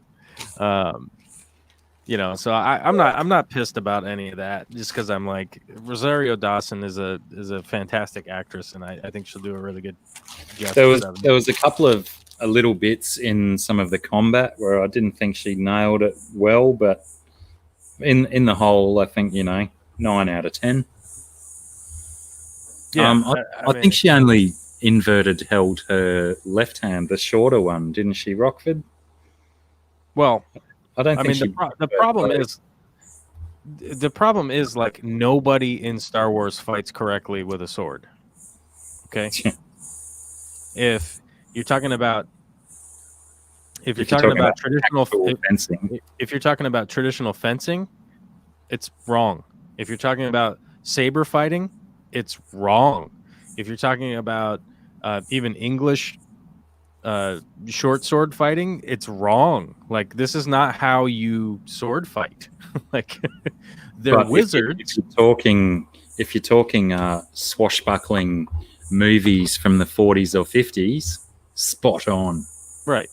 Like, none of these people are actually sword fighting in any of the Star Wars movies. They're literally doing all sorts of maneuvers that you would never do in a sword fight. Like, I don't know, spin around uselessly.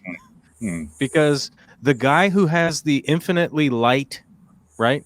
Like, how much does a lightsaber weigh? Can anyone tell me how much a lightsaber weighs? It's basically nothing. It's like holding a sheet of paper. It's energized power, right? It's how much does electricity weigh? And you're gonna spin around in a circle, and guess what? You just go like this and you poke them in the back when they're back turned around the wrong direction. Like, none of that sword fighting is legit. So it's like when you as kids, and you'd be out in the bush with your mates, and you'd pick up a couple of sticks and have a bit of a stick fight, right. And everyone just aims at each other's stick. To clack, clack, clack. I used to like being the odd one out who'd actually do sword fighting and whack people on the calf or jab them in the rib. Like, that's the thing. You're like, wide open. In that world, you're dead. You're dead, my dude. And by the way, whenever anybody does this thing in Star Wars, it just about drives me nuts. When they hold the lightsabers together like this, and they're like fighting back and forth, and it's like, slide down the blade. Like, slide south, and you will cut half of their hand off. Like, none of these weapons have a hilt. None of them have a pommel or a guard or anything. Like, you just slide down the blade and just cut their hand off. Like, what?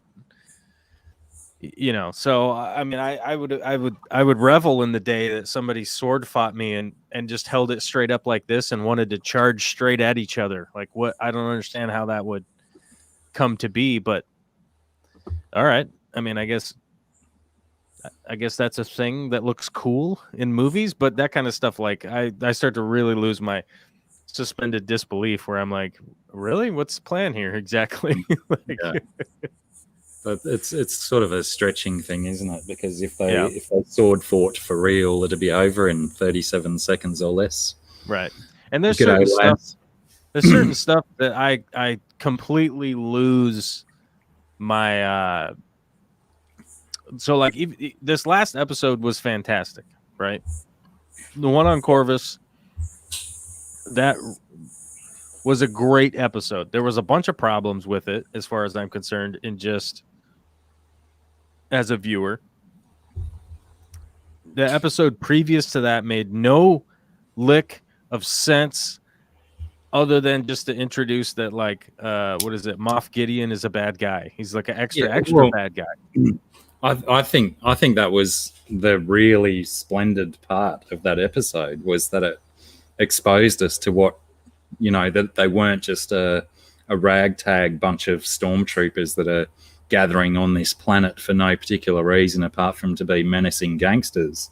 There's a guy in jeans in the background of one of the shots.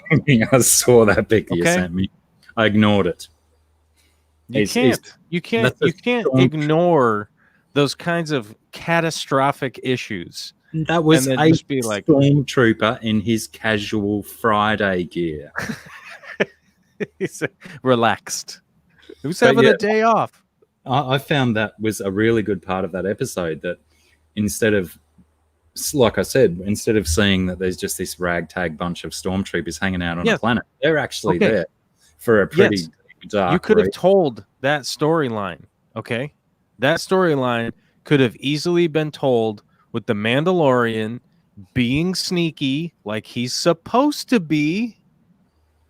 He's like, I mean, all of the Mandalorians are basically sniper, right? They're all basically special forces sniper guys who, yes, are fantastic at hand-to-hand combat, but you're by yourself, okay? You're by yourself all the time.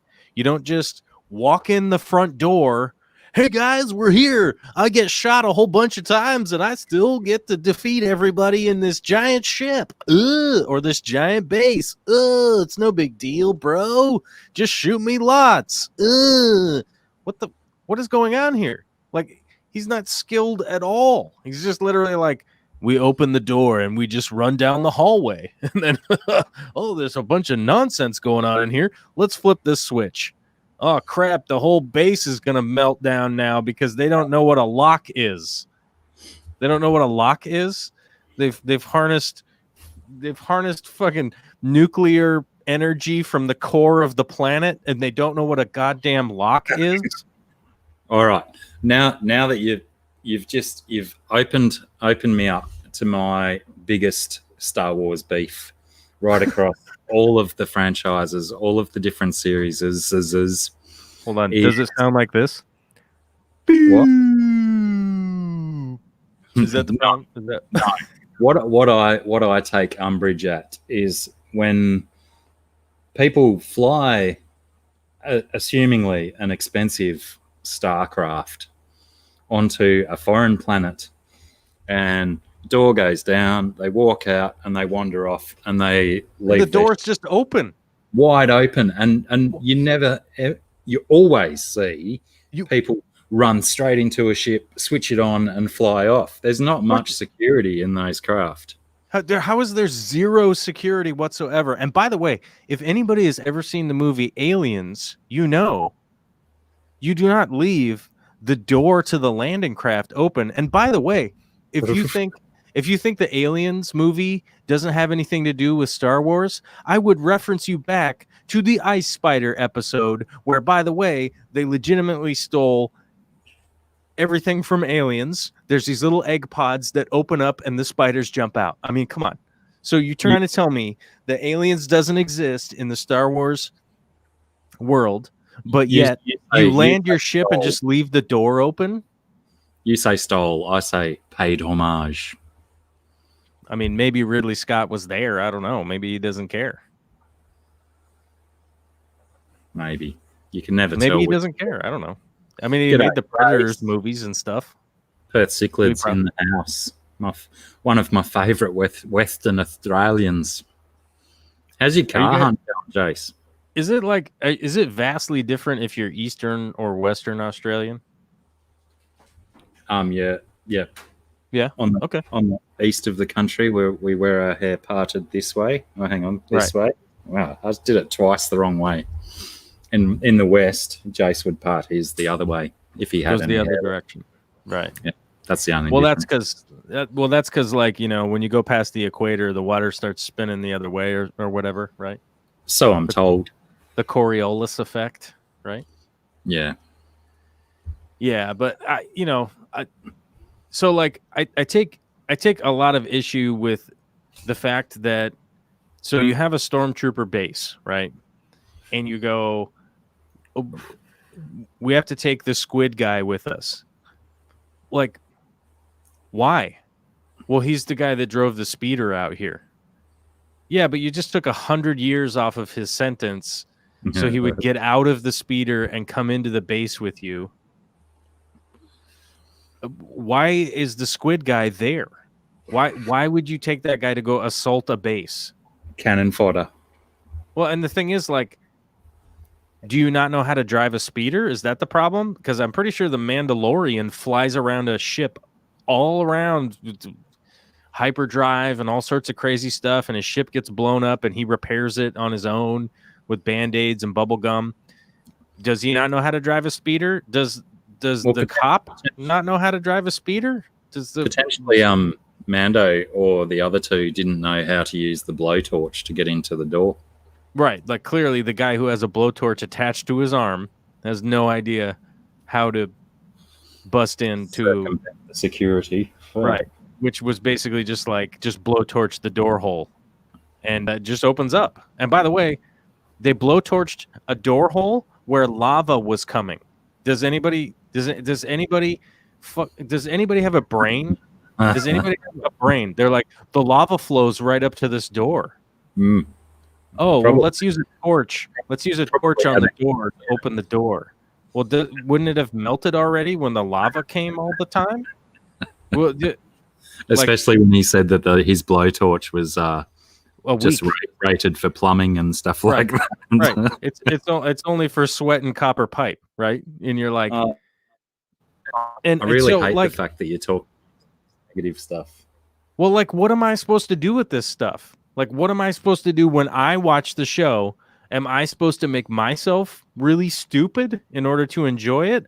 Or do these people that have hundreds of millions of dollars spend some time figuring out what the hell show they're making? Like, give me a damn break, man. Like, am I a dunce? Am I like the stupid person? And by the way, they're like, the lava's coming, so the speeder's just going to be destroyed, right?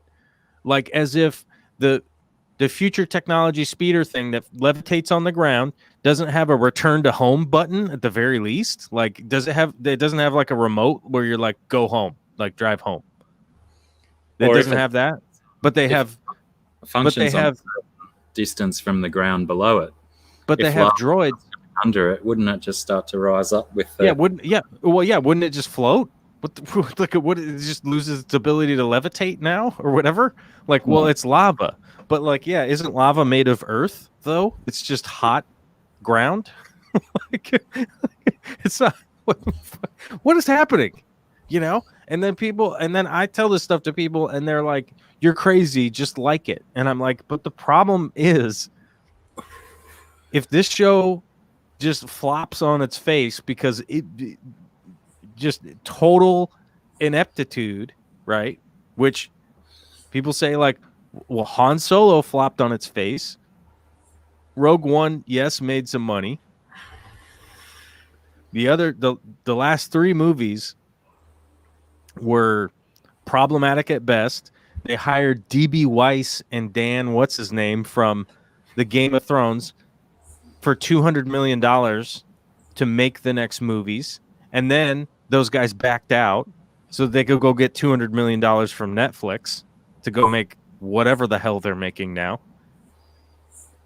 You got to seriously, if you're at Disney, you got to be going like, what the hell are we doing? Like, okay. I think what they're doing at Disney now with the talk of George Lucas wanting to make his original sequel series. Yeah. I think they're doing these ones. I mean, maybe. But like, how many guys in blue jeans are going to be in the background, and like how many laser blasters are just going to not affect the main character at all for just because. What is so difficult to believe that denim wouldn't exist in another galaxy? Because their speeder doesn't float on lava. That's what I'm saying. Okay. Fair enough. Hello, Amy. How are you? They have a droid, right? They have they have a droid that speaks over 6 million languages, right? But they don't have a remote control return button for the speeder. They don't have that. They don't have a homing beacon for the speeder to just go back home. Also, they've got X wings, they've got Y wings, right. They've got B wings, they've got A wings. I've never seen either one of those 4 letters written down anywhere. No, I've never seen them on any writing. Whenever you see computer screens and stuff, they've always got this bloody rune type. Han Solo was named by the guy that worked at the airport where he went to sign up for the military. That's a the great story. backstory, though. That's the story. The story You know, is some guy at some airport just named him Han Solo. Yeah, you can't just have one name if you're joining the Empire. Right. If you're joining the Empire, it's going to be confusing. So you got this one guy who just names everybody Solo. And it's just what if two people came to sign up at once? Oh, you're Simon Duo and you're Peter Duo. Welcome to the Empire. Have a nice day. Billy Duo or what is it? So it'd be like Steve Triple. There's 3 of you. So that we could go on all day with that joke. You pretty much could. It's so deep, no one would even know what the hell we were talking about, though. The depth, the astounding depth, is the problem. I kind of have that's. There's a lot of issues that I have, and the reasons that I have issues and the reasons that I have concerns is that when all of these holes get poked into a project is when it starts to lose its validity for the real large audience, right? A lot of people were not interested in Game of Thrones, right? A lot of people weren't. They're like, it's just like dragons and deer, But the story writing was good. It was consistent. The characters were, they had issues. They had depths. They had things going on. And it brought the average person in to go, well, yes, of course there's dragons in this. That's part of the story, right? When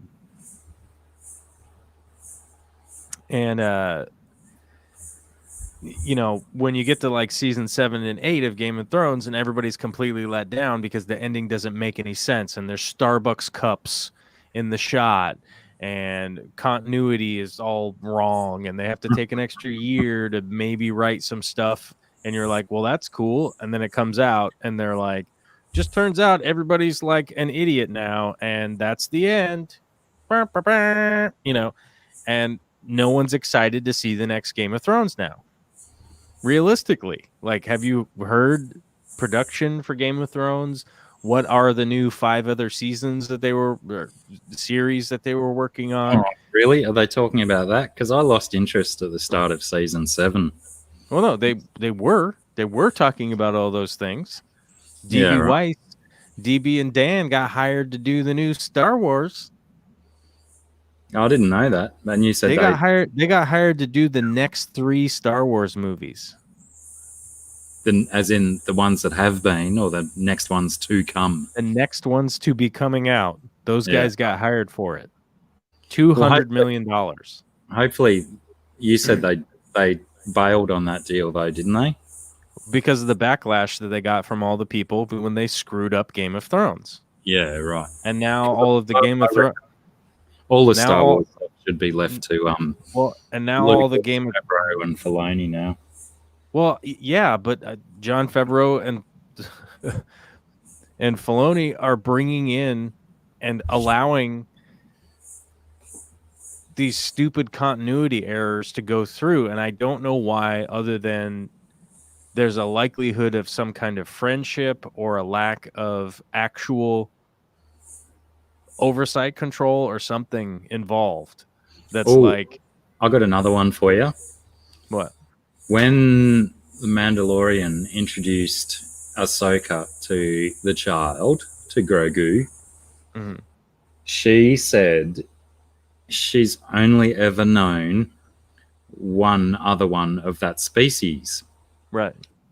When in episode 1, the prequel trilogy, there was another Yoda species called Yaddle on the Jedi Council. What's that? Yeah, she was on the Jedi Council with Yoda and all the other 12 Jedi counselors. How does Ahsoka not remember Yaddle? I don't think she was on the council with Yaddle because Yaddle wasn't around when Yoda was there. Ahsoka wasn't ever on the council, but she was certainly a Jedi. around the Yeah, time when Yoda was around. when what? When Yoda was around. And Yaddle. What was this? Ahsoka would have definitely come into contact with Yaddle at some stage because all of it. Yaddle was before Yoda. He's basically the precursor to Yoda. Yaddle and Yoda were both on the Jedi Council in episode 1, I believe. Of this season? Or Episode 1. Yaddle was like... Hold on, let me see. Yoda and Yaddle. Because the theory is that the I don't child, think that they were around at the same time. Yoda and Yaddle, they have a scene in episode 1, the movie, whatever. What was the first one called? The Phantom Menace. Well, yeah, because hold on, Yaddle. Okay, so Yaddle was a she. That's right. Okay.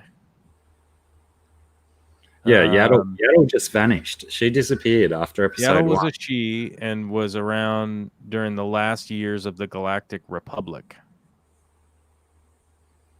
Yeah, she trained Thespian or Thespacian, Oppo, and who had eventually joined Yaddle on the High Council.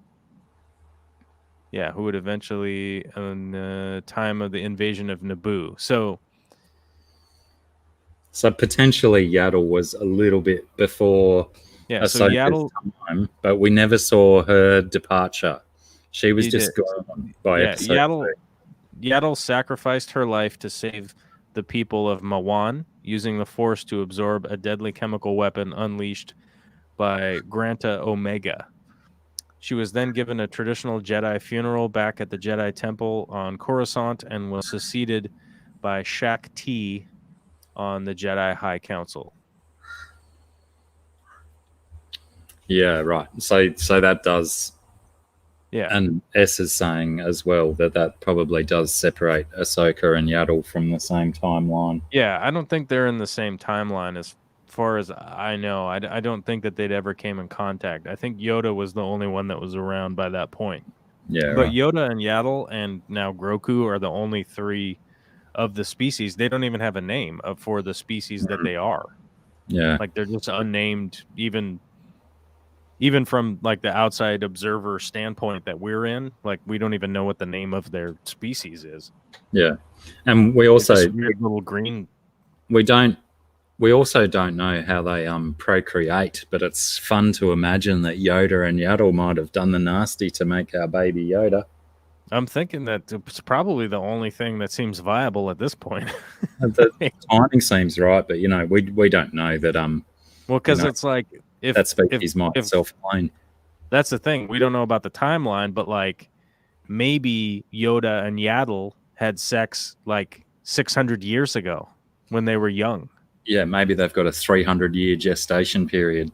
Maybe it's hundreds of years, and then all of a sudden you give birth to a Force baby or something. It just shoots right out of your vagina. I don't know. Or maybe when you sacrifice yourself, the Force projects your baby out of you sacrificing yourself. I don't know. Maybe you have to die, and then another one gets born. I don't know. No one knows. What's it called? Like Jesus's birth. What are they called? It's like Immaculate Conception. That's the one I was after. Yeah. But that's just the sex part. That's not the birth part. Yeah, maybe they were rubbing uglies for years behind the Jedi Council walls while Mace wasn't looking. They were just out there meditating and communing with the Force. That's what they called it. Oh, they're just communing. They get the hands going and they move the body fluids through the air. Don't even have to make physical contact. The speculations are endless. It is. It's an endless speculation. I think the aspects like that have been well thought out, but I just am concerned about all of the connective tissue and like the parts that are just like these clear failings, that are an issue to me. Like in the first season, we were watching it, and one of the stormtroopers was left-handed. Yeah, I remember you saying that got your goat. like this dickhead is carrying his gun around like he's left-handed, right? And now G'day, it's not T-Bone. it's not to say that there might be a stormtrooper that's left-handed or not. But more to the reality is there's probably some stupid actor that's left-handed and he's holding the gun the wrong way, and somebody should have corrected him and been like, no. Yes, I understand you as a human being are left-handed, but as an actor, you need to act right-handed right now.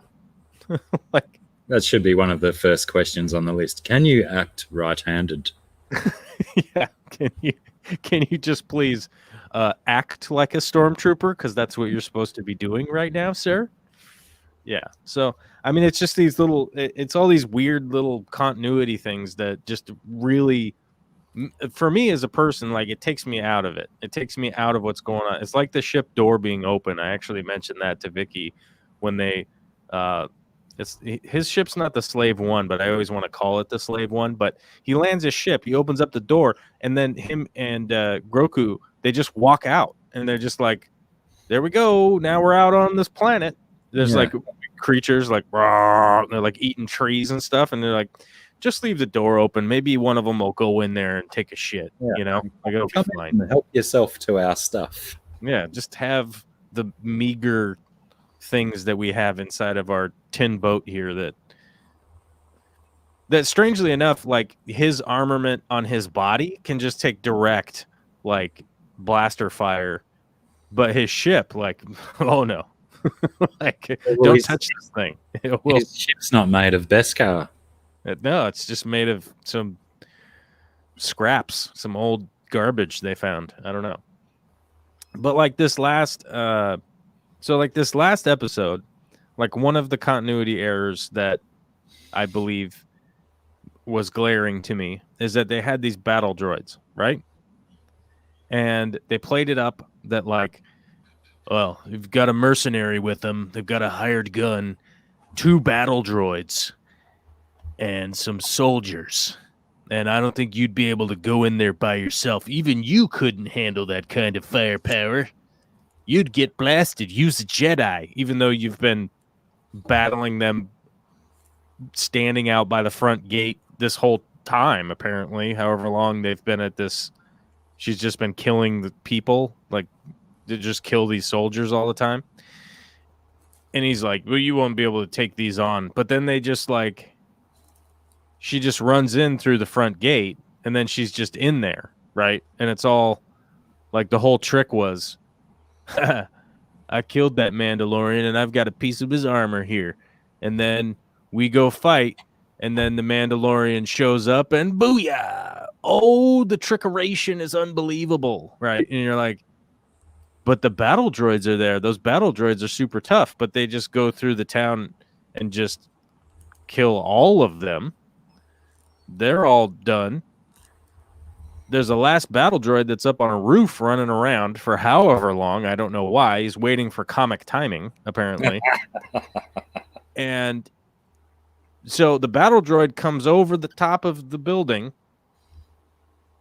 and Din Djarin just shoots it once, and then it just falls off the building. Well, he's a good shot. That's it. Like, why would anybody... If that's the armament of those battle droids, right? Okay, let's just assume that's the armament of them. If that was the armament of them, why would any experienced warrior in this world care at all that there was 2 of them there? Right? Like, all you have to do is just shoot that one, and then you shoot the other one, and then now you just move on. You have a laser gun that apparently has unlimited bullets, or the giant sash at your waist has a whole bunch of bullets in it that you can add, cartridges.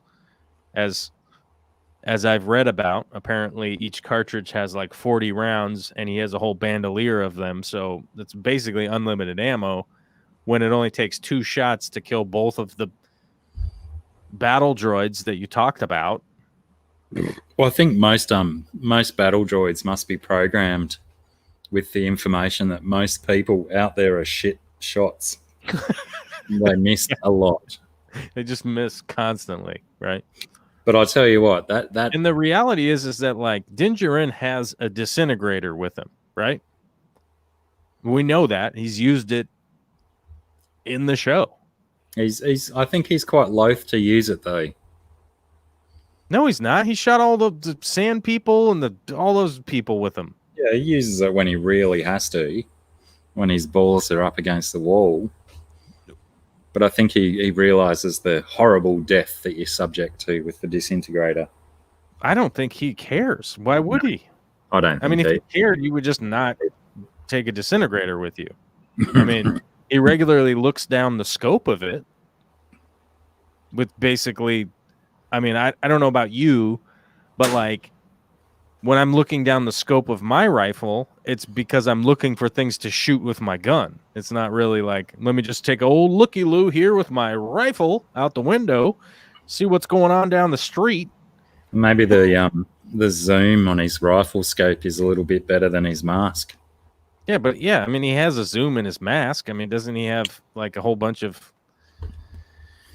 computer readouts that he's getting from his visor? I mean, yeah, I think his visor is only like a 20 times digital zoom, but the rifle is a pure analog zoom.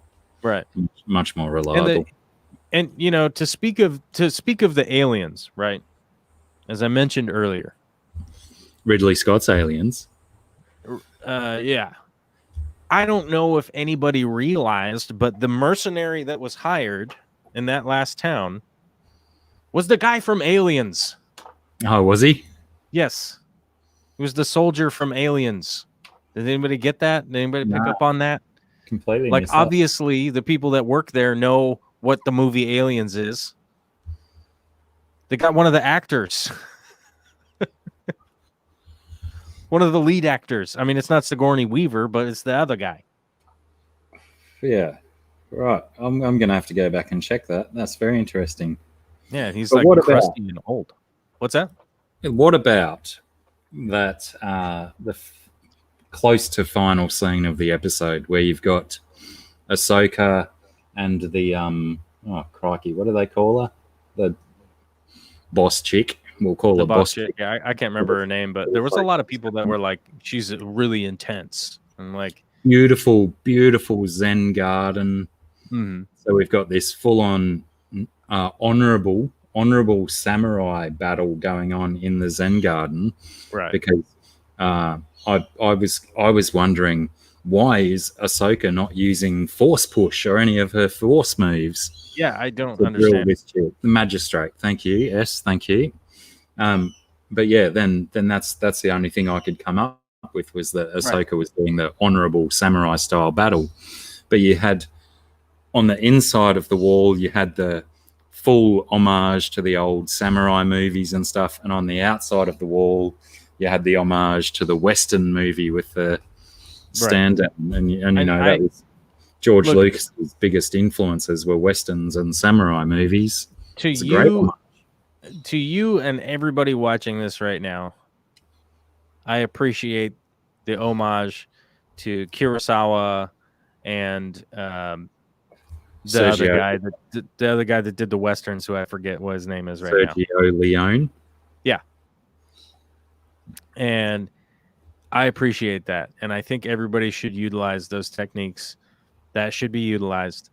But when you're talking about a Jedi that's no longer a Jedi, that's now just a vindictive wizard, right? That is on a mission to kill this magistrate lady because she is the worst and she needs to get information out of her. And she's going to use the Force to get information out of her, right?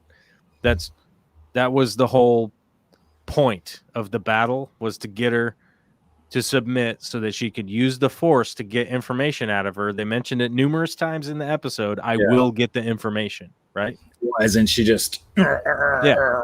And she just uses the she uses the Sith brain squeeze thing to force them. That's basically what was happening at the end there. That's the implication, that I will get the information and I will figure this out. Whatever it is she's supposed to do in this show, we'll find out. But but we're supposed to somehow suspend our disbelief that she's just going to not use the Force during the battle. For what reason? Is it like because she has a Beskar spear? Like, is that why? Or is it because there's water here? Or what? Because the reality is just use the Force and it's like, over in seconds. You've got your information, like 37 seconds or less. Take her weapon away from her and get the information and be done with it. Because why would you go through all this ceremony of like getting one of your lightsabers thrown into the water? What's the point in that? Now it's probably you got to dry it out. You got to dry out all the crystals and do all this weird stuff. Now it's all wet down here in the bottom of a pond. What's the point? The biggest disappointment out of that scene was not that Ahsoka didn't use any Force to win that battle, was that when the Mandalorian first walked into that beautiful garden and the ripples on the surface of the water, and you see the child sort of perk up and look down at the water and eyes open up a little bit. It's like it sees something in there that it wants to eat. I really wanted to see the child eat something out of that pond. It really should have gone for it. I don't know why. That's basically the comic relief. Yeah, I mean, we're Grogu at this point. So used to seeing the thing eat whatever it can get its hands on. I wanted to know what was in that water. Was it just koi? At least it could, deep throat a koi and get it down its guts. That would have been great. You could have eaten a koi fish. I mean, raccoons can do it. I think that, Baby Yoda. Is his name Grogu or Grohan or Grokon or whatever? Grogu.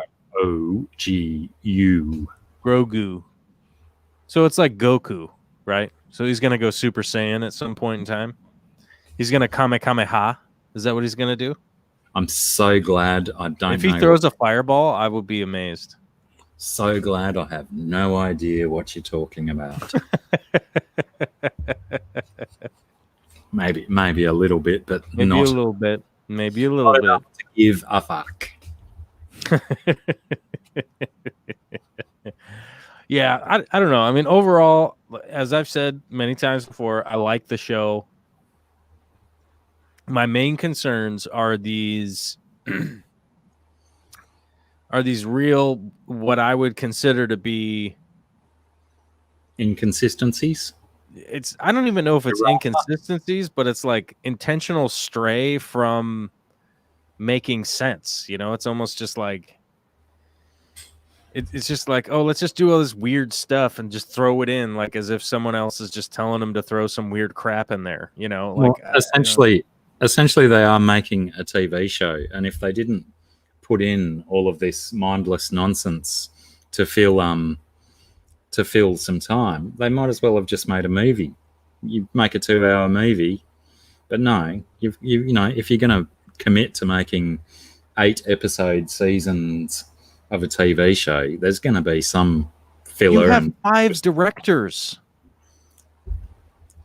That's called budget constraints. You have 5 directors. You can make at least 10 hours of content then. Realistically, don't they have make 5 2-hour movies? 7? Make 5 2-hour movies and cut them in half. And there's too many other listen to me. Listen to me. TV shows listen to me. Okay. Listen to me. You have 5 directors. You make 5 2-hour-long movies. I don't know. Maybe they're 1 hour and 45. You cut them in half. You have 10 episodes. There you go. Part of me thinks they're making 8 episodes, and 4 of them are intentional throwaway episodes. Not entirely though, because you still get a little bit of Planet. Spider Planet is a throwaway episode. It's not. Nothing happened because we learnt so much about that base of Gideon's. We learnt so much about the future. That was the beginnings of the First Order. That's not the Spider Planet. That's not the Spider Planet. Isn't Moff Gideon's episode? Right. Yeah. It was the next episode when they landed there, and then they almost got abducted. Yeah, right. Yeah. So like so it's like every episode in between. So this next episode this Friday is going to be like everybody from Star Wars gets together and plays backgammon for 45 minutes. Stay tuned next week. That's funny you should say that, because I did pose the question to one of my friends yesterday or the day before, that with all of these key characters from the Star Wars canon, well, not necessarily all of them, but you've got your Cobb Vanth from episode 1 and your Ahsoka now, plus Cara Dune, and I always forget what Carl Weathers' character's name is. It's Carl Weathers. Just Carl Weathers, yeah. You know, because they're only turning up for little bits here and there, are we looking at a badminton episode, you know, episode 7, where they all reunite and they play some beer pong, maybe a couple of games of pool, a little bit of have the squid guy. We're gonna have the squid guy again, who's played by the dude from Mad TV and stuff. That Horatio Sands, I think, plays him. Oh yeah, right. I didn't actually click with that, but I can totally see Horatio Sands in that blue makeup. Like, Horatio Sands is great. I think he's funny. I think that the character is funny or whatever, but like, why he didn't need so many lines. Well, no, he didn't need any of that. He just needed those little bit parts where he shows up at the office. Like, he could just be you know, I don't know, pick one of the characters from The Office, and there you go. He could just be one of those guys. He doesn't need to, like, he goes to storm the base, and for some reason, like, by the way, they have a door key in that base episode. Remember? There's like a door that's locked and they can't open it up, and the Horatio Sands guy, the squid character, is like, but Carl Weathers gives him the key to use in the door. Here's the key. Gives him the key, and then the squid guy uses the key to open the door. Like, is he literally just the doorman driver, like, character? And why is he there? Are these people so inept that they don't know how to use a key? And by the way, if there's a key in this door, why is there no key to just turn on the reactor to, like, blow up the whole base? Why is there no key on that? Well, I mean, or on the door to get in there, or anything. Like, a key, not having a key to blow up the base kind of makes sense. Yeah. Well, do you have a code? Do you even have the code? The self-destruct sequence shall be initiated by a particular shriek. Yes, just make a loud noise. All of a sudden, the base just blows up. Like, this keeps happening, guys. I don't know. Somebody stole the plans, though. Remember that one movie where they stole the plans and then they all died? Remember that one? Only one. Yeah. But yeah, I mean, that's my concern, just being a human being and going like, oh God, don't screw this up, man. And because I've seen in my life, and I'm sure in your life too, you've seen so many shows that just jump the shark. They turn into, you know, the Fonz Happy Days, where Fonzarelli's riding around on his water skis, jumping a shark, literally, and then the show goes away because they've done so much stupid, ridiculous nonsense that it's like, oh, I don't know where the story goes now. And it's like, well, because you should have been following the story and not doing a bunch of stupid other crap. Is that where that saying comes from? Happy Days? Yeah, Happy Days, when Fonzarelli jumped the shark. He literally jumped the shark. Literally. Yeah, I remember. Water skis, and he's skiing in fresh water and jumped over a great white shark. In fresh water. Hey. And look, I did my anime time back in the VHS days. I certainly got my fill back then. Mm-hmm. Well, look, Dragon Ball Z, if we're talking about anime and we're talking about Dragon Ball Z, you know, 90% of those episodes were just powering up, okay? That's basically all that they were doing. They were literally just like powering up. I never really, and it was I a never really transfixing watched. story. Never really watched any Dragon Ball Z, but I did see quite a few episodes of Dragon Ball Z Abridged. Was it called, where they did like the comedy overdubs? Yeah, that was pretty good. I don't think you need to know the original story to actually giggle along with Abridged. That was very good. no, of course not. All right, well, my bedtime alarm's going off, my dude.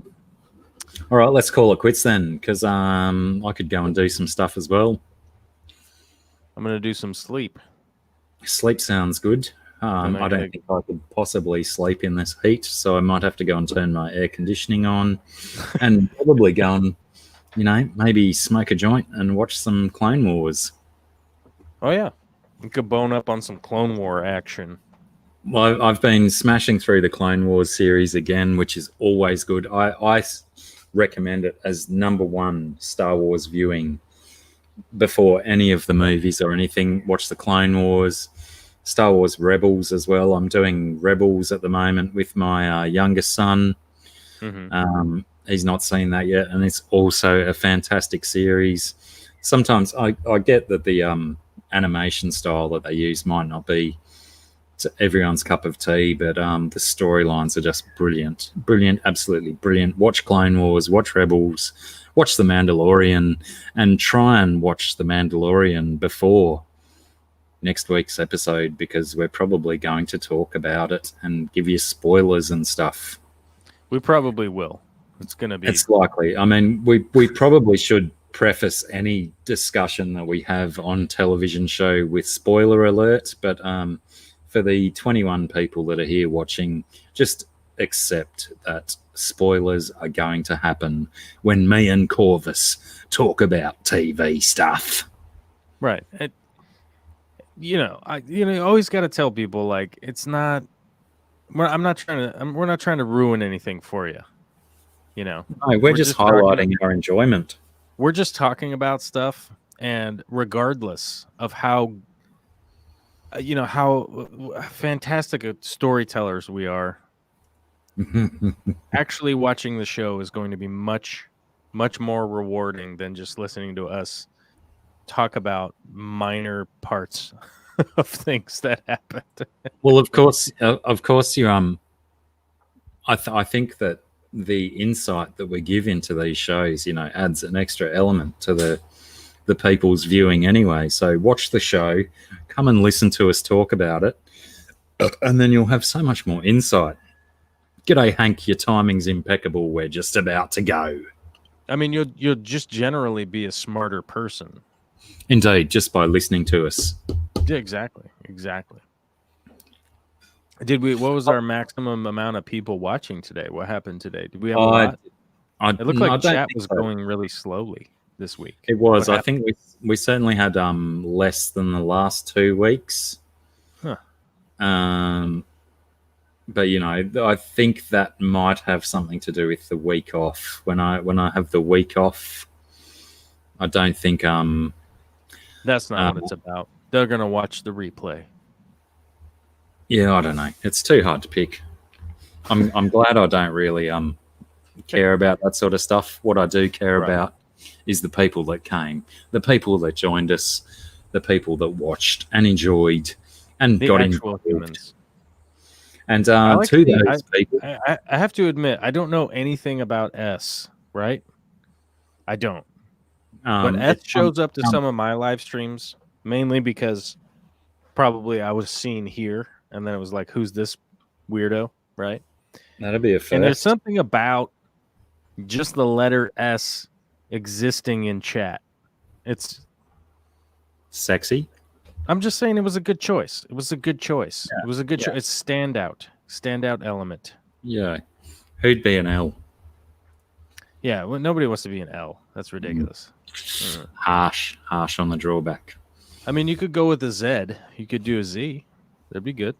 Oh, Z's are a little bit overdone, kind of like people using the surname Black.